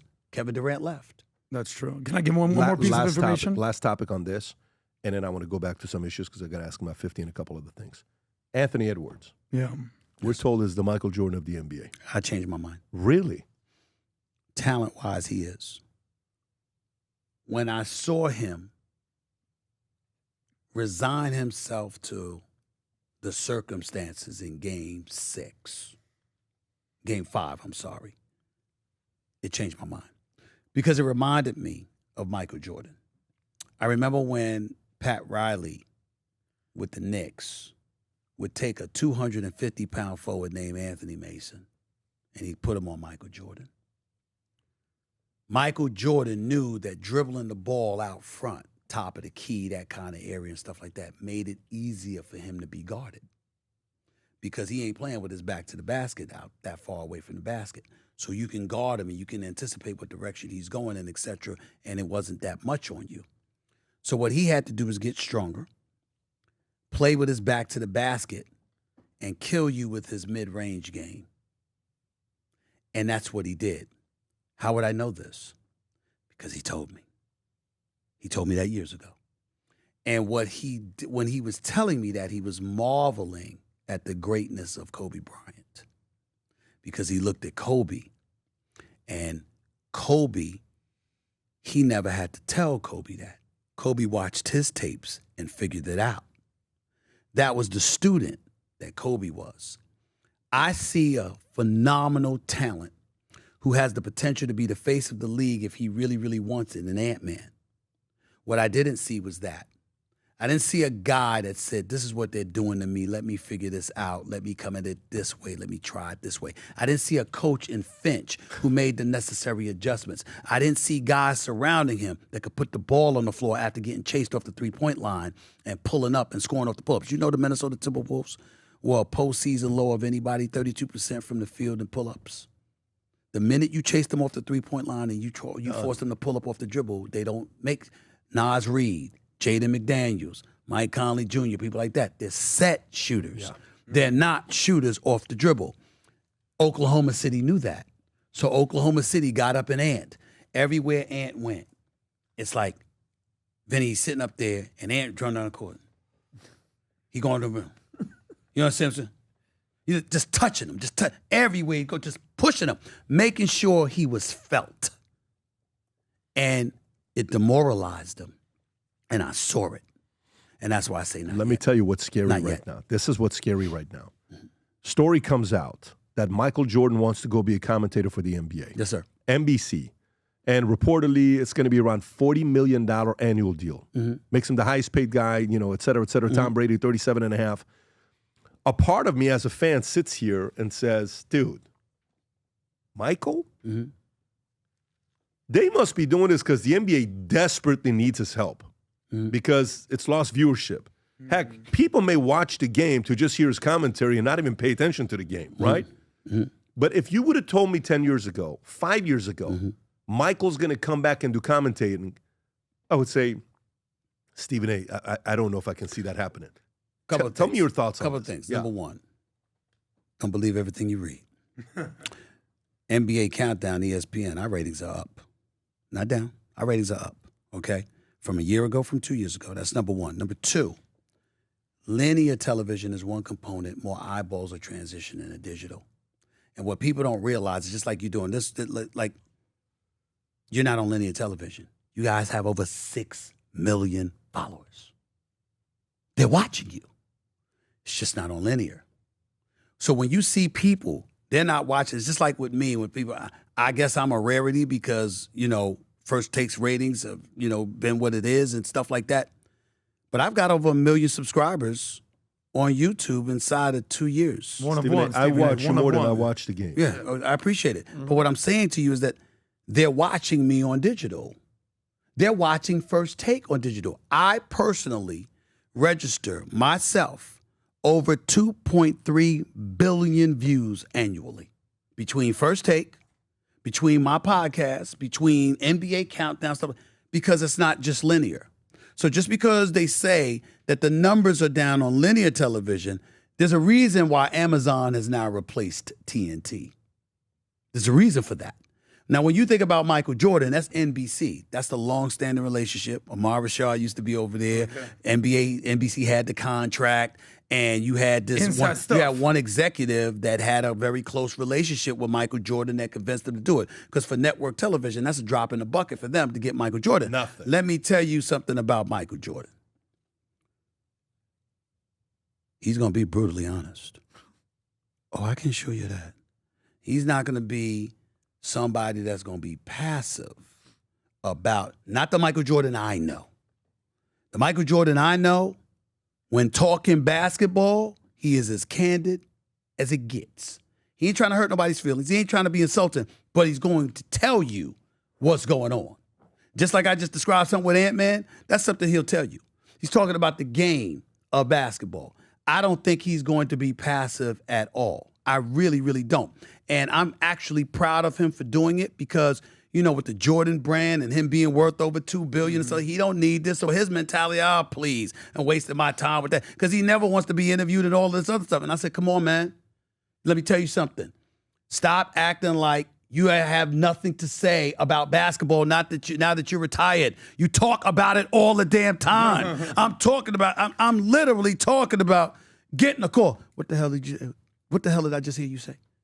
Call me. Call me now. I'm like, what the hell you say that for? It don't make no damn sense. This is him, right?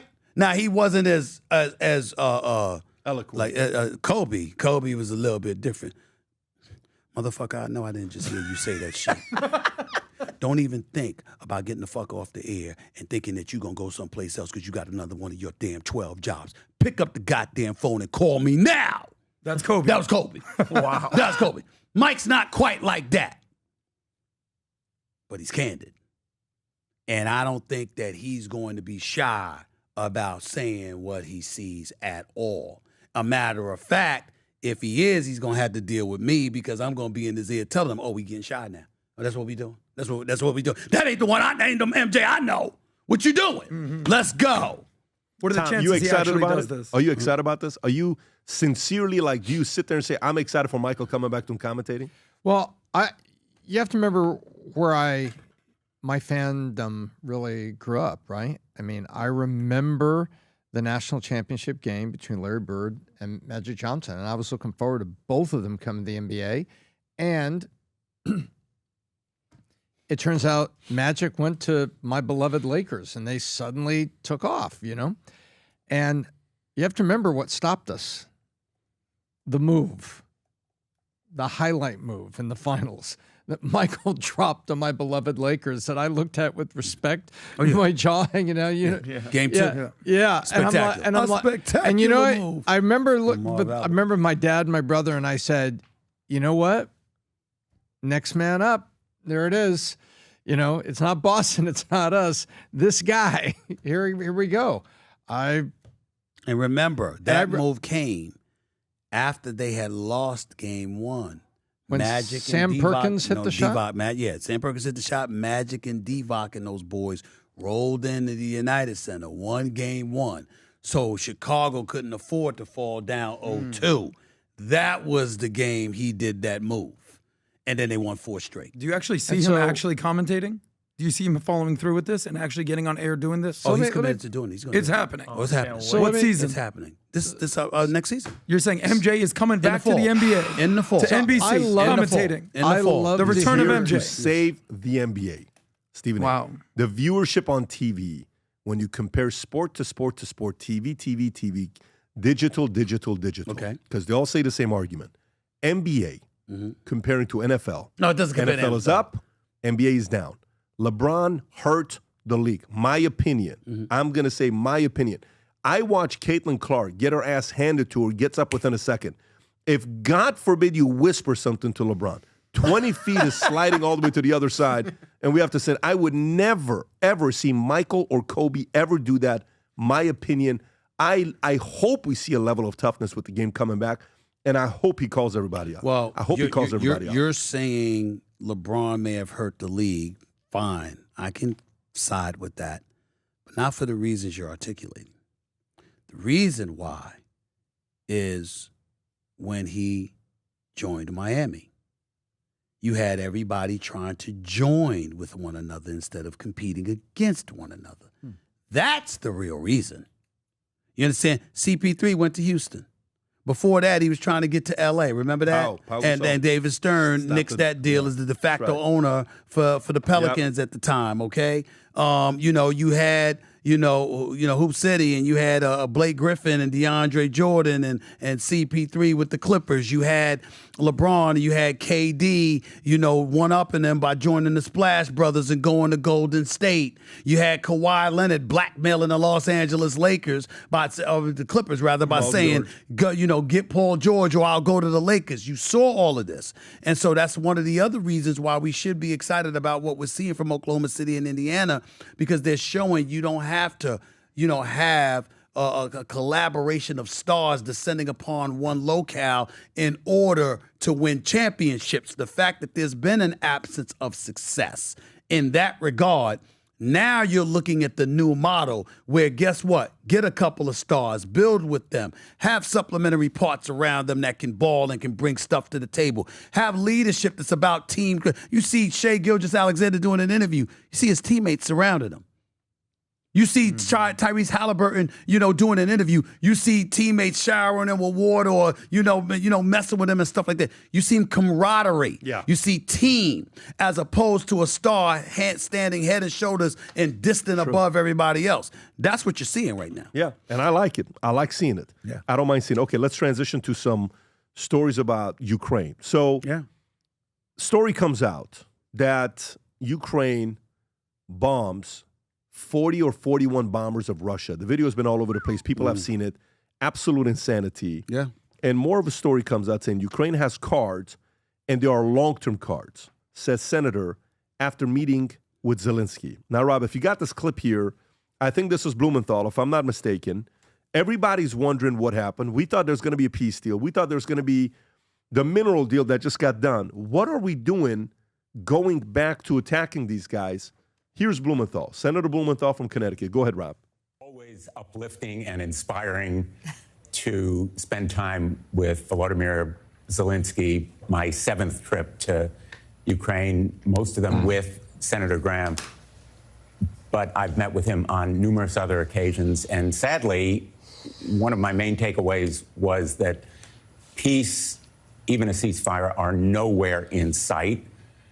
Obviously, Putin is launching, even as we speak, a major offensive, mobilizing forces in the east, Donetsk and Luhansk and other territories. But the Istanbul proposal that he made yesterday shows how unserious he is about peace talks. He's mocking Trump, playing him, but the combination of the attacks in the east, the offensive there, and the attack. He's the cure for insomnia. Can you go to the other clip, Rob, if you could, from while this is going on, you got UK that comes out, okay? UK, British Prime Minister Keir Starmer moves UK military to war-fighting readiness. Why are they doing this? What's causing them to do this? Go ahead, Rob. Are moving to war-fighting readiness. When we are being directly threatened by states with advanced military forces, the most effective way to deter them is to be ready. Russia. Okay, Vinny, what's going on here? Well, remember when we were talking about the other day on everything about Trump came in 2016. What was the major thing that they tried to get him with? Russia collusion, BS. Okay, he goes to 2020. What happens all of a sudden? And he's kicking ass. The economy, we're doing great. All of a sudden, a virus comes out of a lab that we own, destroys the world, economy, everything. No president will ever survive a pandemic. Biden stays in the basement. They win. Now he does the biggest comeback in the history of anything, wins this election, and now what? There has to be something else that they have to try to ruin him. And I think, my opinion, these war hawks like Richard Blumenthal, like Lindsey Graham, and Mike Pompeo. And let's talk real quick, because we were wondering who Brandon mentioned, Tom, about the CIA or who could be there. What is Mike Pompeo, okay, ex-CIA, Secretary of State, what the business does he have, Stephen? Please, because I know you're probably going to be on my side here. What is he doing there, rubbing elbows, shaking hands with these people? He has no business there, okay? I looked up his time because I wanted to find out. He works for Kansas Strategic Solutions. It's basically, to me, it's a shell company. That's basically what it is. He's deep in their business scene. He's on the board of Kyivstar, Kyivstar, Ukraine's biggest telecom company. Did you know that, Pat? He's on the board. Mike Pompeo's on their board, and its parent company, VEON. That gig alone is pulling $600,000 a year, plus stock and bonus options, and lands him millions. On top of that, his first impact investment scored $16 million in stock warrants and $3 million bonuses tied to a merger deal. So they're over there. We're trying to figure out, because think about it. Everything is going good, and then all of a sudden, Zelensky does one of, and we looked it up, the strongest and most major attack. Tom, if I'm not mistaken, out of this entire war, this was the biggest thing. All the drones taking out these nuclear airplanes, and it just seems a little weird. Trump has been fighting for peace, and I think, Steve, behind closed doors, these guys are going over there. Lindsey Graham is a freaking war hawk. They want war. These guys work for companies that are either getting consulting with defense contractors, Tom, or they work for the actual companies themselves. And I don't see this getting good. Putin's been quiet as hell, and I'm telling you right now, he's not going to stay quiet for long. And this is what they were talking about pushing into World War III. And we're on the cusp. I think we're right there, because Putin, we know he's a gangster, just like America's gangster with the government. He hasn't said anything, and I'm worried that something big is about to happen, and it could turn into something ugly. We won't talk about it, and it's Vietnam by proxy. Remember Vietnam? We will only send advisors in here because the French have failed, so we will send advisors, and then we'll supply limited arms. And then Biden said, well, we're not giving you big weapons because we don't want to have a proxy war going with Russia. Remember that? Yep. We're not going to send you big things. And they're like, we need big things. We want the other planes. Remember that? We don't want those planes. We want the other planes. Hey, can we have the F-15Es, the electronic countermeasures, just like the Israelis have? Can we have the nice stuff? No. Can we have the look-down, shut-down radar? No. We can give you the basic stuff. And we were all that. And then guess what? We went all in. Mm-hmm. We're all in. This is the military-industrial complex. I look at these things from deeper angles every now and then and look at it. You know what they have right now? They have a test bed for all their new stuff in a war theater called Ukraine. And I believe that these folks are kind of leftovers from the post-Reagan era, because remember, Reagan was there not to stop a country. He was there to stop an ideology when he went up against Gorbachev. Mm-hmm. And so he had an effective outcome against an ideology, and he breaks up the Soviet Union. Now it's like we've got this old thing, must kill Russia, must kill Russia, must kill Russia. And it's bothersome to me. And then you see these people that represent these areas. That's not Marco Rubio. If you go back just 20 years ago, it was rare that anybody usurped the position of the Secretary of State. That's the Secretary of State's trip. Mm-hmm. And then he would say, well, I'm taking a delegation. And he was like their tour guide. And it's just disappoints me and bothers me because I believe that there are innocent people all in Ukraine. They're in the middle of this stuff. Stephen A., what do you think? It's tough because on one hand, I understand not having a nationalist perspective, having a globalist perspective, and being concerned about the world as a whole in terms of our ability to do business with others and represent our own individual interests. But to me, nothing should come before country. And what I mean by that is Trump, whether you like it or not, is the president of the United States. And if we're going over there as elected officials, our job should be, if not to represent him, it's to convince him stateside to see your way of thinking. You don't go over there against the interest of the president of the United States and think that there's not going to be football. I'm not saying that you don't agree with you have to agree with him. I'm saying disagree with him here on these grounds, on this thing. You don't go over to another nation speaking against the interest of the person that you have in office. I don't like that because that's something that can be utilized to our detriment more likely than not. Having said that, I think that Ukraine is in a world of trouble. I know they've given Russia the battle of their lives. I understand that. But we also got to understand what's going on with Russia. You know, Bill O'Reilly brought up the Yalta Convention to me and wanted me to look that up. And then I was reminded about Churchill, Winston Churchill, and, you know, and obviously Stalin at that particular time. What did Russia want? Russia wanted all of Europe. Putin reminds me of that because Stalin gave America the impression that we're willing to engage and have a democracy. You know, after World War II, in the aftermath of all of that and Hitler and all of this stuff, what they said was, this is what we're willing to do. And then they went against the interest of the United States and they broke promises per se. This is what they were told. If I've got my history wrong, please educate me. That's what I was told. Stalin did that. What has been his number one mission, according to all the reports? Since he's gained power, he was appalled at what happened in 1991. He was appalled that Reagan was able to tell Gorbachev, tear down that wall. And ultimately in 1991, that it happened. And the dissolution of the Soviet Union as we once knew it occurred. What has he been on a mission to do? Since 2008, Crimea.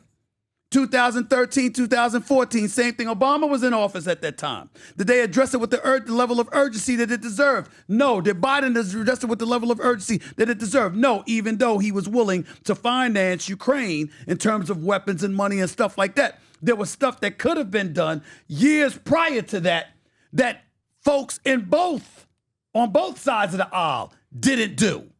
And now the American people finds itself in a situation where we're dependent on Trump, you understand, to resolve this issue. And Trump bloviating the way that's where he's made this. I'm not talking about anything else, but bloviating, I can end this. I've got a relationship with you. Now, well, there are people that believe that believed you got this kind of relationship with Putin. You can help put a stop to this. No, you can't. Because Putin has come and his mission is far greater than friendships or anything like that, assuming he has any. This man, I'm not, whatever they want to call him, KGB, former KGB, murderer, all this other stuff they try to say about it. I don't know what it is. I do know this. This man is on a mission to reclaim Europe. He wants it all. He's not going to stop at Ukraine. All of Europe? No, most of it. He's not going to stop at Ukraine. He's not going to stop. You believe that? I do believe that with all my heart. Poland, Finland, whatever it is, whatever's in that area. Okay? He's not going to stop. Russia at one time made up 1/6 of the world's population. The dissolution has fragmented them. They're on a mission to restore things to its rightful order in their eyes. And for us to not pay attention to that and the kind of impact it could have on our global affairs in terms of how we want to do business, in terms of what has assisted greatly in making us prosperous, is something I think we need to pay attention to. Adam. I mean, I think that's one thing's clear about Russia, and it's they're not as big and strong and as tough as they thought they were. because they thought that this was going to be a David versus Goliath type thing. But it turns out it ain't some just like little kid with a slingshot. It's some grown-ass Zelensky-looking dude with billions of dollars and weaponry and drones from all their big rich homies from all around the world, namely the United States, Germany, the UK, France, and the EU and NATO. That's quite the allies there. Now, who are Russia's allies? They have Belarus, China, North Korea, and China, kinda. It's not like they're natural allies. They share a border, and there's some issues there. But Russia thought that they'd be done with this war in 30 days. It's been 3 years. And now they're apparently losing. So if I'm Putin, I'm looking at this as like, how is this little fruity two cakes out here, former actor, plant in Ukraine beating me? KGB dictator Putin.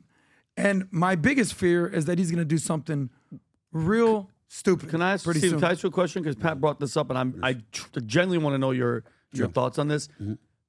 This was a major attack, okay, with probably a lot of extensive, planning and all that stuff. 2 questions. Do you think Trump, who's trying to do peace, knew that this was going to happen or knew that was going to go down? Okay, now they're approved or said no or fought back. And number 2, if not, Stephen, who has the type of power to go behind Trump and make this type of thing go down, meaning proxy, Mike Pompeo? Who has the power here to go and talk to this dude and be like, yo, dog, to Zelensky? This is what Pat talked about the other day. Go and do your thing. We got you. Trump ain't going to be mad. Nobody's going to be mad. Go bomb the shit out of him. Go do your thing. Asking, first question is when you say, do I think Trump knew? Do I think Trump knew what? That Zelensky was going to go do this all bombing on Russia with all the airplanes and like that big ass thing that we just saw. I think that Trump knew because I think that if Zelensky did that without him knowing, it'll make it that much more difficult to come back and ask for assistance from the United States of America. So you think but in the same breath, it was a reaction to what Russia had done to them recently as well. So I think you have to pay attention to that.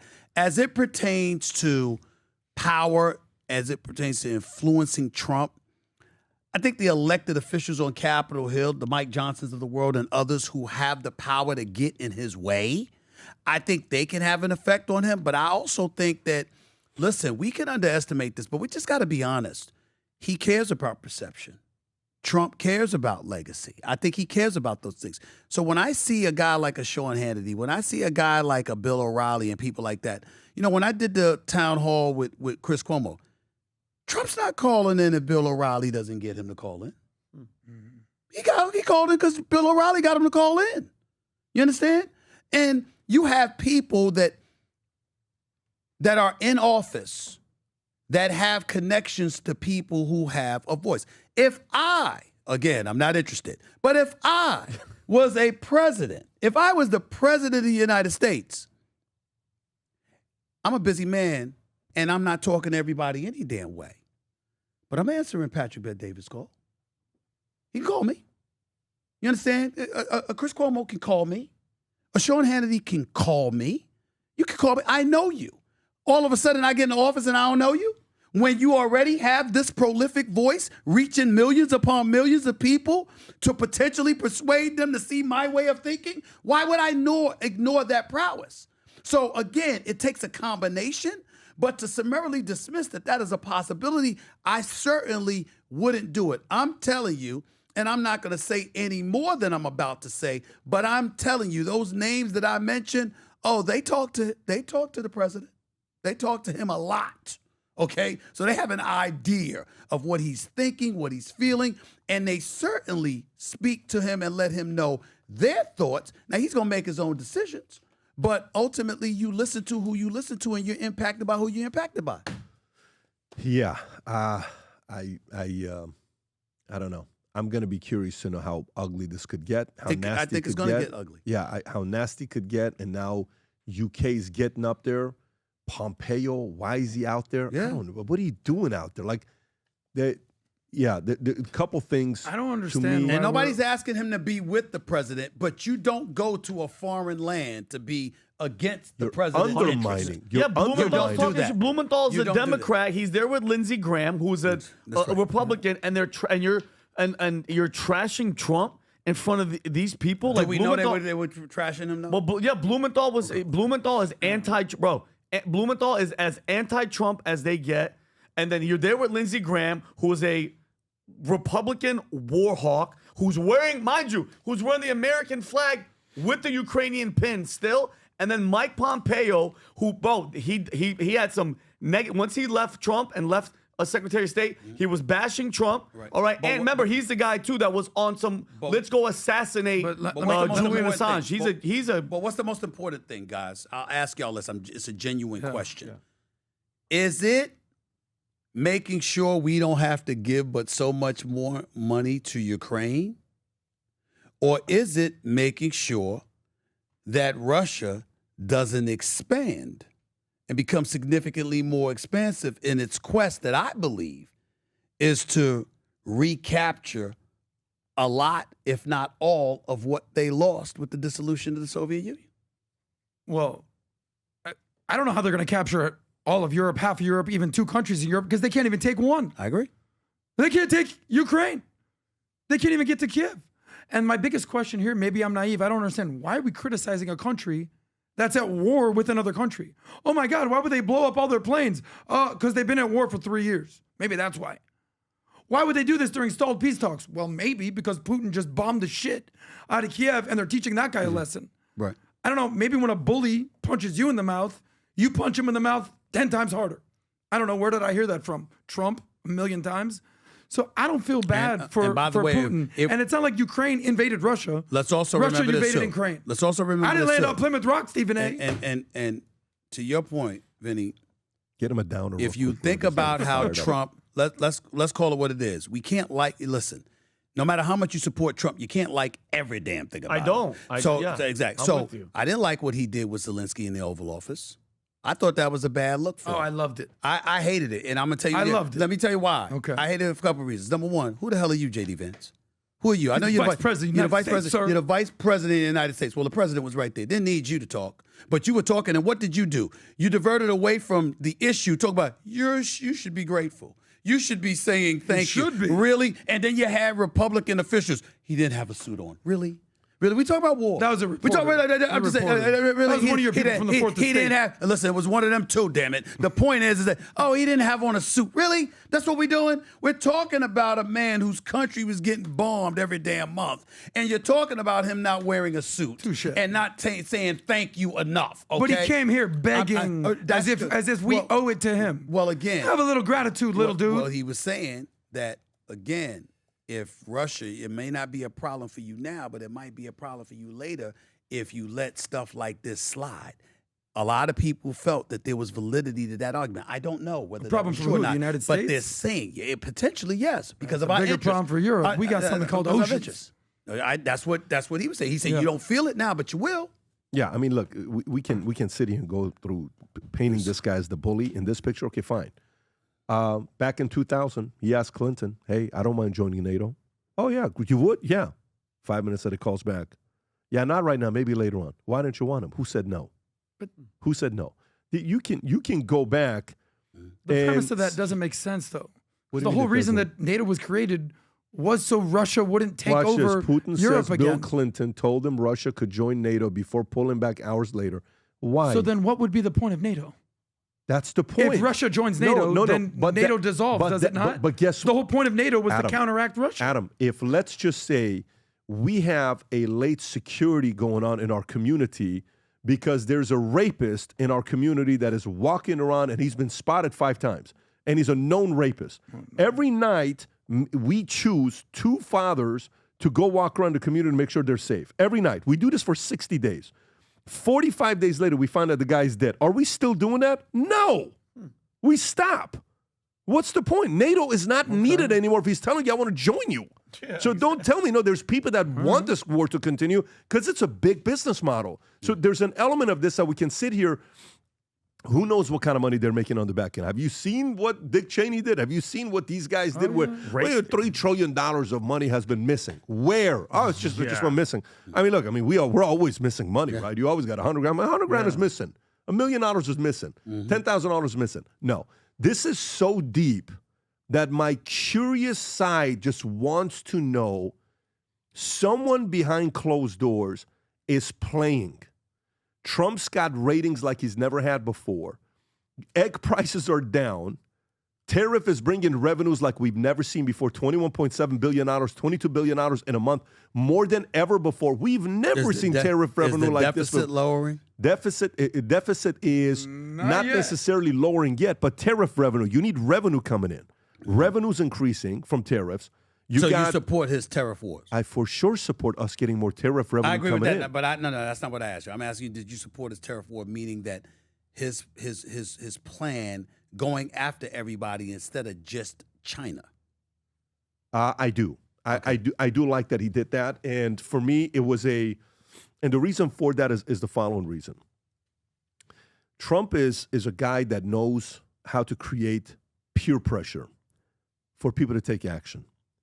Trump's the type of guy that he'll sit in a room and he'll say something. It's like, so what's your show ranked? Oh, he's beating you, right? So how do you feel about the fact that his show's beating you? Hey, I saw your viewership was down last week to Stephen A. What happened with you? By the way, who's this guy with the new podcast series that's beating you? Is he going to take over? That's how he is. But if you're the only person in the room, he can't do that to you because you're China. So he needs all these other guys in there to go like this. That's his style.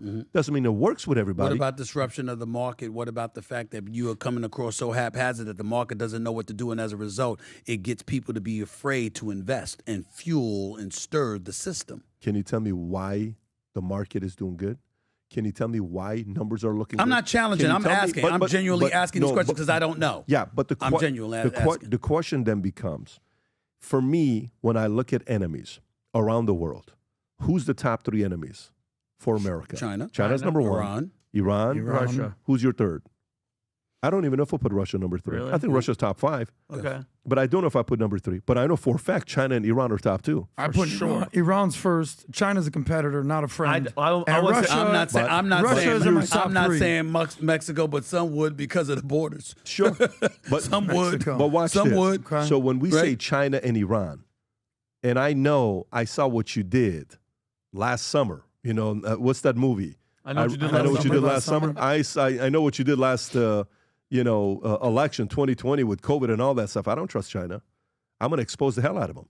Look what happened. 60 million iPhones were being produced and manufactured in China. That moved to India. Now he's trying to bring that to U.S. a little bit. You think China's not experiencing a little bit of a downfall right now? The challenges they're facing? Well, we're one of the top two consumers. I don't have any problem with what happened with tariff. With China, I don't. The concern I have now, look what he did with Canada. It's like, look, you guys don't spend a lot of money on military.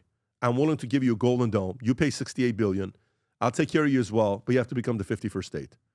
I don't mind all these pushing and all these things that he's doing. He's a massive disruptor, but the data's showing he's making progress.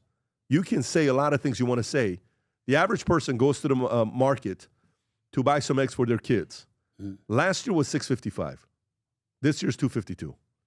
The average person, and that's bottom 80%. Bottom 80% is not sitting there asking about tariffs. Bottom 80% is saying, why is a dozen eggs now $2.55? Why are gas prices down? That's what the bottom 80% is saying. So gas prices are down, prices of eggs are down, and the media has been ignoring it. Of course the media has been ignoring it. Why would they be celebrating these types of things? Yeah. Media wouldn't be celebrating this kind of stuff. But it's so embarrassing now that even Harry Enton on CNN is saying this, and he says, I don't understand why his popularity is going higher. He's shocked. They don't understand why is his popularity going higher. They're confused. Are you guys concerned? Again, I'm asking questions here, even though I know you guys are interviewing me, but I'm just curious because I want to learn. Are you guys concerned at all about the enemy being primarily within?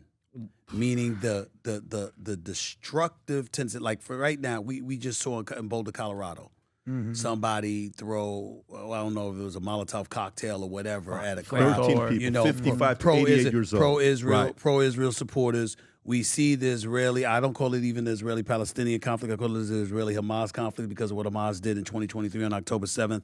I see all of that stuff, but I also see a whole bunch of protesters in the streets of America.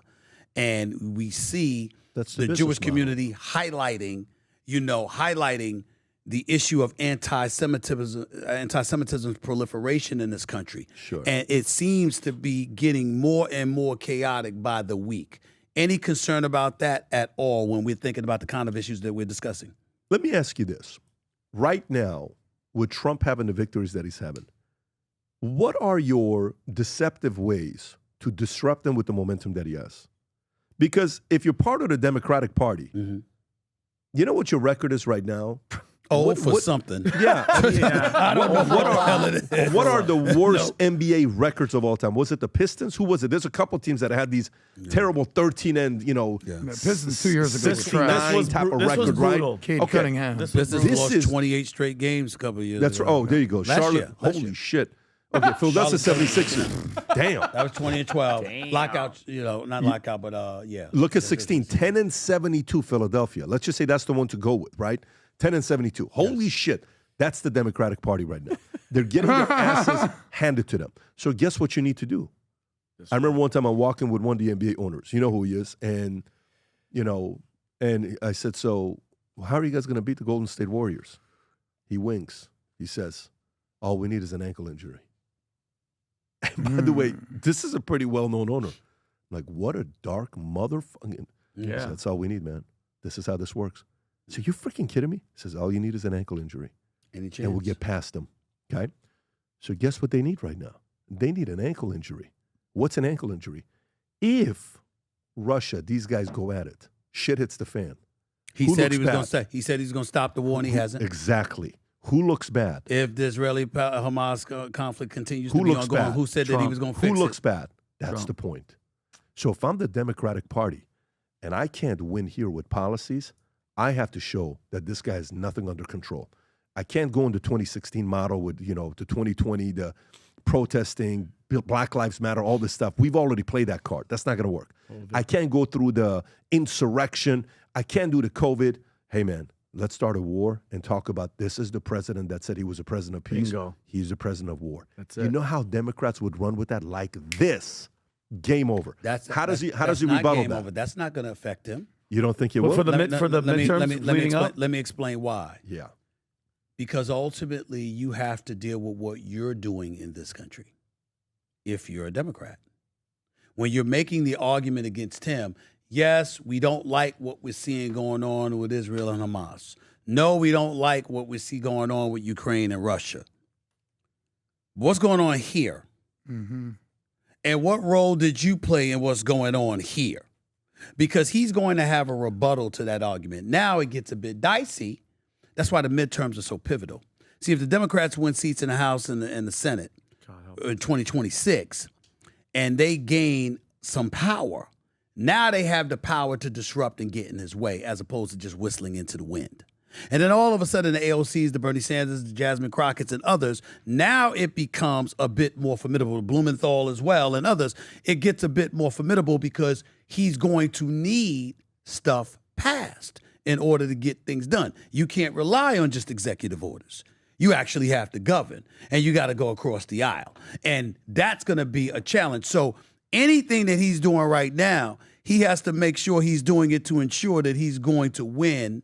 He's going to help his party win the midterms. Mm-hmm. If he doesn't pull that off, then it's going to get real interesting. Stephen A., if war tape breaks out, they're going to say it's all on him. And they'll play. I'm not saying they're not going to say that. I'm asking you, is it going to work? Oh, yeah, 100%. Is it going to work? Is it going to lose him votes? Did COVID work? Okay. Did COVID work? Of course COVID was different because COVID directly impacted us. Did protest? We were the ones that couldn't come outside. We were the ones that were stuck in the house, couldn't go to work. You know what I heard a lot of good Republican friends of mine that voted for him kept saying? What? With the protesting happened? They kept saying this. Pat, I'm not going to lie to you, bro. You know I voted for him. I like him. I can't vote for him because I can't have the protesting going on. It's not safe for me right now. It's coming into our city. But again, because it was coming into the American cities. Sure. So when you talk about Israeli-Hamas conflict, where you have pro-Palestinian protesters, not just on universities, but protesting throughout the streets of America, then it could be problematic. If that doesn't happen, but there's a deeper reason for that. Do you notice that there's this weird, strange marriage between progressive woke leftists and jihadists and Islamists? Is that weird? You never get weirded out by gays for Gaza or queers for Palestine. I must confess, I didn't pay any attention. Okay, there's to that. that's a symptom of a much larger problem. Right. Because good luck being gay in Gaza. It ain't gonna work out too well for you. I don't think you can actually legally be gay in most countries in the Middle East. So why is that? What is that strange marriage? Well, maybe it's not just haphazardly. Maybe there's a bigger reason behind the scenes. You talk about people pulling the strings, puppets pulling the strings. There's a clear plan to tear down the West. And who is the leader of the West? Who's the best from east to west with the biggest thing on their chest? It's the USA, baby. So when the USSR dissolved, you think they just said, all right, we're going to stop doing communism? No. They aligned themselves with jihadists and Islamists. So there's this weird thing going on with Iran, Russia, and China. And they're all in a room, and they're sitting there like, yes, we're going to bring down the United States, bring down West. And then the Chinese are like, oh, yeah, we're going to do it. And then we're like, how are we going to do it? Well, let's globalize the intifada. You ever heard this word before? What do you think that means? Let's bring chaos to the West. Look who is burning the American flag. That's the problem. Start there. Everyone wants to look, oh, this is what's going on. Look at what's burning the flag. Who's chanting death to America? Who is bringing fentanyl to America? Who is literally chanting globalized intifada? That's what's bringing down the West. Here's my challenge. Yes. And I'm only saying this because I'm open to being educated. I don't know. It's not an issue that I really talk about because I see how passionate folks are along religious grounds. You know, it's our land. We are, you know, the descendants of this place. We belong here, you know. 1967, 1948, you know, they throw out these years, what happens. The Gaza Strip, we get that.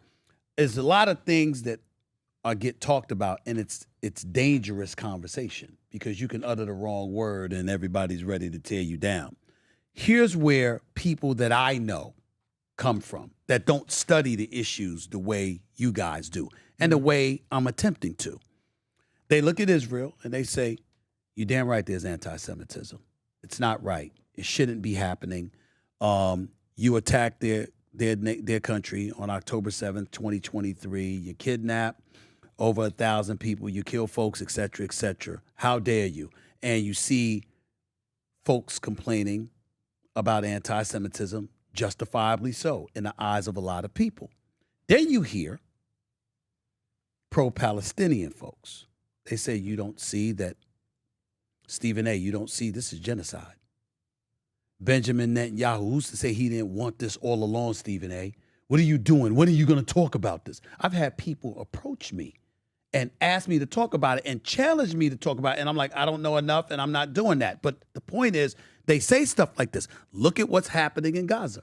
Look at what's happening. Just the other day, was it today, this morning or whatever? Bombs were being dropped or whatever. U.S. aid was talking about lives were lost, etc. They're saying all of these things. You look at the rubble and you're saying, that's unlivable.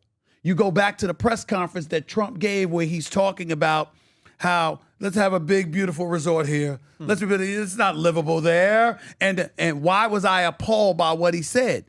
Issues too sensitive to be bringing up a resort. Of course, a nice resort would be be great. Of course, if it was prosperous, you know, there's a lot of people that could benefit from that.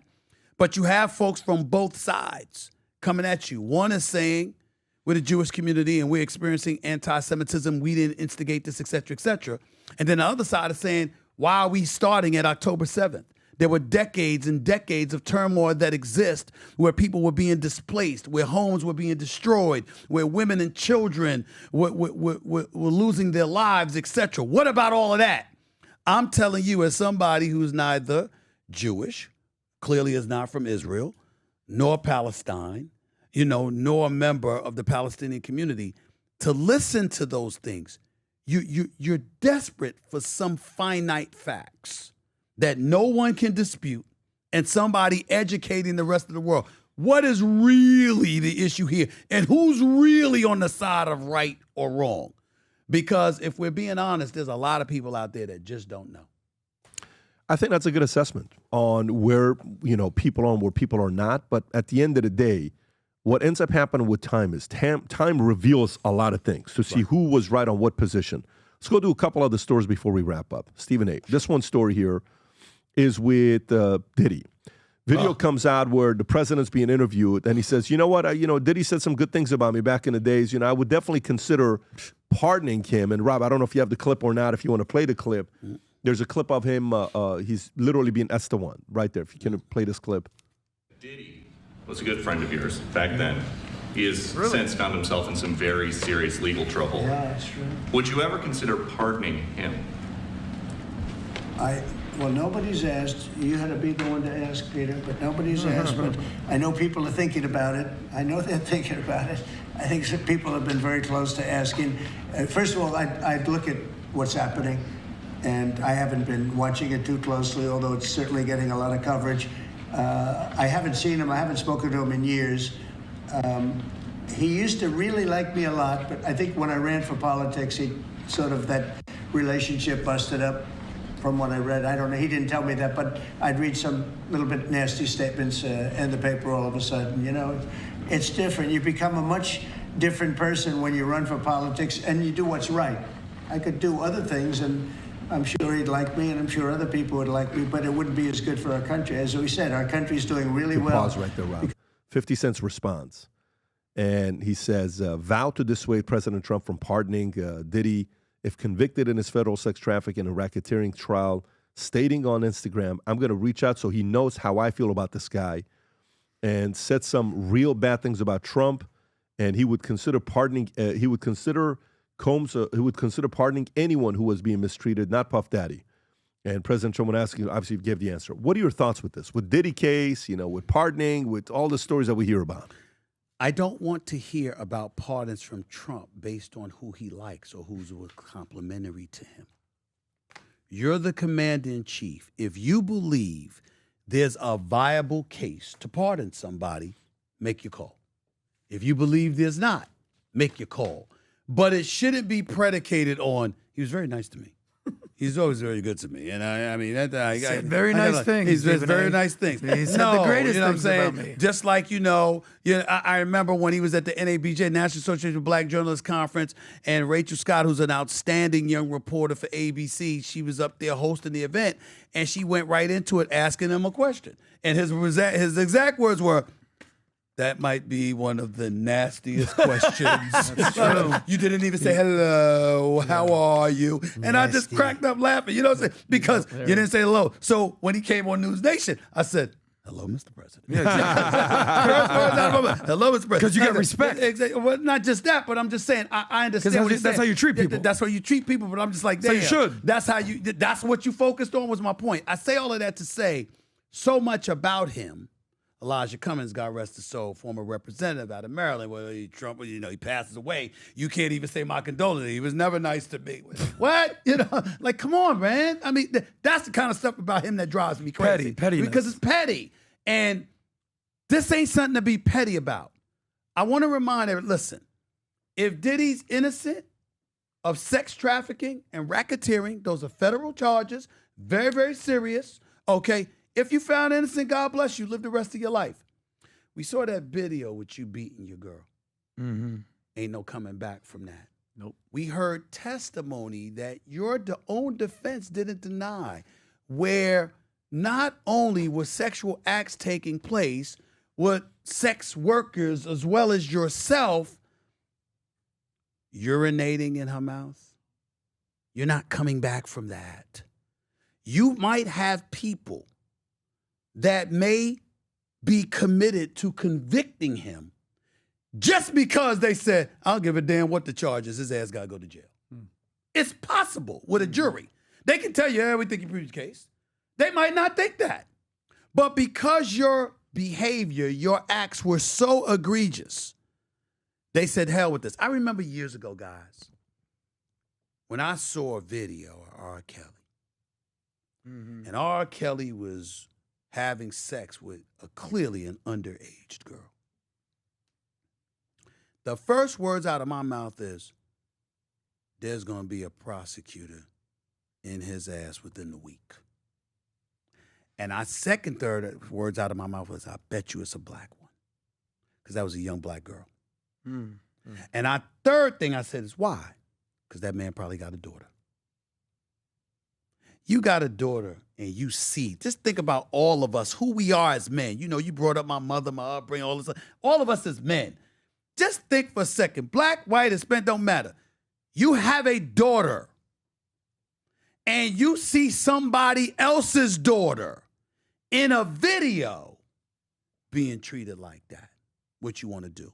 One of the things that I get upset about when the issue of domestic violence comes up, I get really, really upset when people act like most men would turn a blind eye and a deaf ear and okay that. No. Most men would be ready to kick a dude's ass. 100%. If you saw a dude, if you could be walking down the street, and if you saw a dude beating a woman's behind, you'd probably put yourself in danger to stop him. Mm-hmm. Because you know there's certain things you just don't do. And what I'm saying is, if you're a juror on the Diddy case and you've heard the testimony and you've seen it, you got to wait for the defense to make their case in fairness to him. And if he's innocent, you let him live. But the video that he has acknowledged he was in a very bad place, he was effed up and blah, blah, blah. And the testimony that piggybacked off that video from her on the stand, you ain't getting past. And I think that in jail or not, he's staying forever. And I personally have a hard time believing he's going to get off because I believe that the jury is going to look at him and say, we don't give a damn about the sex trafficking and racketeering, the specificity of the charge. What we've heard and what we've seen, you deserve to be in jail. Knowing all of those things, I'm just saying, if you're going to make a decision to pardon him, if you're Trump, it needs to be because you think that the case wasn't strong enough. It don't need to be, he was very nice to me. He used to be very nice. It's funny. To me. These are two clips of Diddy, what he said about Trump. Here's what Diddy said about Trump. This man is elected. We're not standing by no more getting killed. We're not scared of anybody standing up and standing by. We're on the verge of a race war. This is when he endorsed Biden. White men like Trump need to be banished. What year was this? That way of thinking. 2020?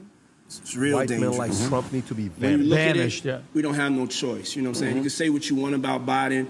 I can't say I love the pick either, but hey, we got to get him in office, and then we got to hold him accountable.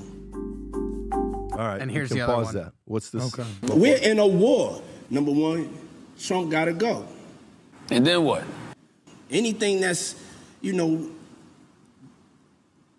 that is about oppressing us and keeping us down. Nah, I want to break his neck. I want to run it out of town. Have you ever interacted with him? Yeah. Did he? Yeah, I've seen him at a couple of events. How was he with you?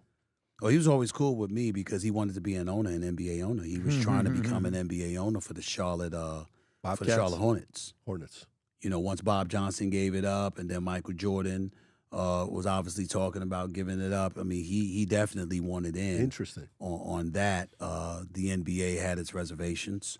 I don't know why, but obviously one would deduce maybe somebody knew something that we would ultimately end up finding out. And I don't know the answer to that question. What I would tell you is this. Listen, as a black man, I'm going to tell you right now, and I don't know if anybody admits this, but let's talk about Trump for a second and what makes us uncomfortable. Policy-wise, we've complained about a multitude of folks in office. We complained about the Republicans, in fairness to y'all, and then a Democrat gets in office, and then we find out we had a whole bunch of complaints, except we complained about the Republicans before they get to the office. We wait until the Democrats leave office to complain. You know what I'm saying? It's a double standard that needs to be fixed, no doubt about it. But what I've often tried to say to people, the Trump that I communicated with, I never viewed, never thought of as racist. What I think about him is opportunistic. He is the kind of individual that if you told him you can get everything you want if you appeal to these Democrats, but the Republicans are turned against you, he don't give a damn if the Democrats are what he needs to get what he wants. He's narcissistic like that. He's about getting what he wants, what he believes is in the best interest, whether it's of himself, the country, or anything like that. That's how we who have experienced with him in the past, that's how we know him to be. The uncomfortable part about that is you don't get to look at that and then bring up racism because you don't like what he's doing. When you know he's opportunistic, if Trump, let's just say, for example, black folks was going to determine the outcome of the tariff war.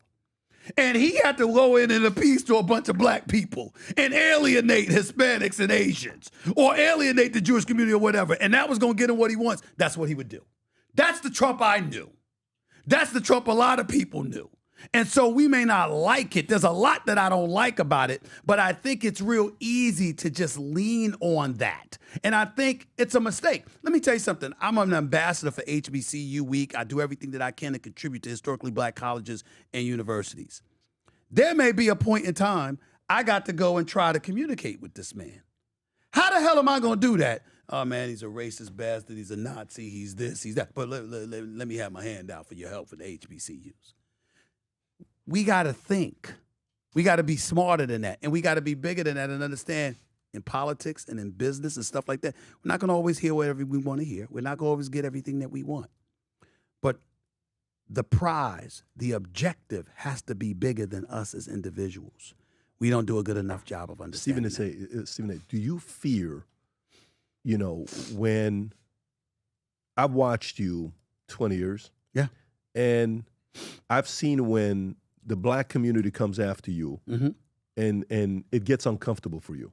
You're very comfortable in every single situation I've seen you in, except when the black community comes after you. Yeah. And, part of it is I'm Armenian, I'm Assyrian, so I understand heritage. Yes. And this is who I am. This is my identity. I totally get it. Is there a level of responsibility or fear where you feel like, hey, and when it comes down to color and it comes down to this, it's color before America. It's color before good policies. Do you see it that way? No. Or no? No, I don't have, fear is not the word. I'm not scared. What I would tell you is that when my own community has come after me in the past, it's hurt. There's genuine pain. Because I know how much I love my black people. I know what we've endured. I know what personal sacrifices I've made in my career just to help my community. And when that is ignored, when that is glossed over, when there's this pretension that it didn't happen, it hurts. Because it's like, wait a minute, I could have shut my mouth, kept quiet, collected the dollars, and been on my damn way. But I put a lot on the line by willing to put myself front and center to fight for these issues because I know I never fight against my folks. When I'm sitting up there and I'm calling out folks within my community, I never call out because I don't speak for the whole community or whatever, but when I call out individuals with the mistakes that they make who emanate from my community, I'm not calling them out to condemn them. I'm calling them out to say, stop before you condemn yourself to a point that you can't return from. Because I want us to prosper. I want us to succeed. I don't want it to be at the expense of anybody else. I'm not anti-anybody. But am I pro-black? Yes, and proudly so. I root for us. I want us to succeed. I want us to prosper. I don't want white folks to go broke. I don't want Vinny to do worse than me. I just don't want to do worse than him. I don't want to do worse than Adam. I don't want to do worse than Brad. I want to do worse than Tom. I want to live just as well as y'all. You sit up there in a private jet, damn it, I want to be a private jet. You got a Lamborghini, damn it, I want one. I want to be able to get one. I might not want that specific ride, but I want everything anybody else would want. And so when I'm looking at us as a folk, as a people, I'm saying, I'm giving you a heads up. I'm hip to the game. I've been in corporate America for 30 years. I got a clue. I got an idea of how things are done, why they're done, the thought process behind it. If I'm around Adam and Pat and Vinny and Tom and there's an education that I'm receiving, I'm the type of guy that leaves from here and goes out into my community to say, you see the game they tipped us to? Now you're going to pay attention or you're going to ignore it. Because guess what? Y'all ain't stupid. Y'all happen to have love for me, so you'll make me hip to something I didn't know. You're educating and edifying me in hopes that I will go out there and spread the wealth so we got more people that are being like-minded, smart-minded, intellectual, thoughtful, calculating in how they go about doing things. So we can all benefit. But If I don't do that and I'm all about me, like some people are who will remain nameless in our industry, the no good bastards that they are, okay, that's them. I'm not that guy. And so when I'm about that and I can point to what it has cost me in my career, endorsement dollars, contracts, all of this stuff, job opportunities, all because I was outspoken, I was in your face, I was defiant, I had courage, I wasn't scared because I was thinking about more than just myself. And then my own community turns against me and you associates me with names like Sellout, Uncle Tom. Hell yeah, that shit hurt. It hurt for a long time. It's just that I recognized along the way that nobody was saying this about me when I was failing. Nobody was saying this about me when I didn't have shit. They said it about me after I had ascended and while I was continuing to ascend. And sometimes that's the game. That's how it goes. Yeah. And you got to have the tough enough skin to take it. And I do. And look, I mean, Terrell Owens, Max, that whole exchange, you know, I can go back. One you did 18 years ago, 17 years ago. We're like, hey, pull up your pants, do this, do that. You know, maybe we got to vote Republican. Maybe we got, I don't know what, it was a small group setting, like 20 people sitting in front of you, and this other African-American man was asking you. It's like, hey, sometimes you say stuff, and no, I've been watching it for a minute, and I think the biggest part is sometimes I'm Armenian and I'm Assyrian. There'll be comments that will be made and say, oh, he doesn't support the Armenian thing. He doesn't support the Assyrian thing. I'm like, yeah, it no longer does anything to me. I don't feel I have to make the case to win you over every time. Because then that's a form of ownership you have on me, and I'm walking on eggshells. There's an Armenian, probably the most Armenian, not probably, he is the most Armenian successful man ever in business. He was the MGM guy. Who was the MGM guy? Gregorian? Kirk Kerkorian. Right. At his peak, the guy was worth $10 billion. At 99 years old, he was still doing deals. This is who he was. What age did he die, Rob? Can you look up what age he died? 98. 98 years old he dies, right? This guy was doing deals to the very end. You know how much money he gave to Armenia? So much money. Eventually, he's like, one thing I learned, no matter how much I give, you can never win him over. No matter how much I give, you can never win him over.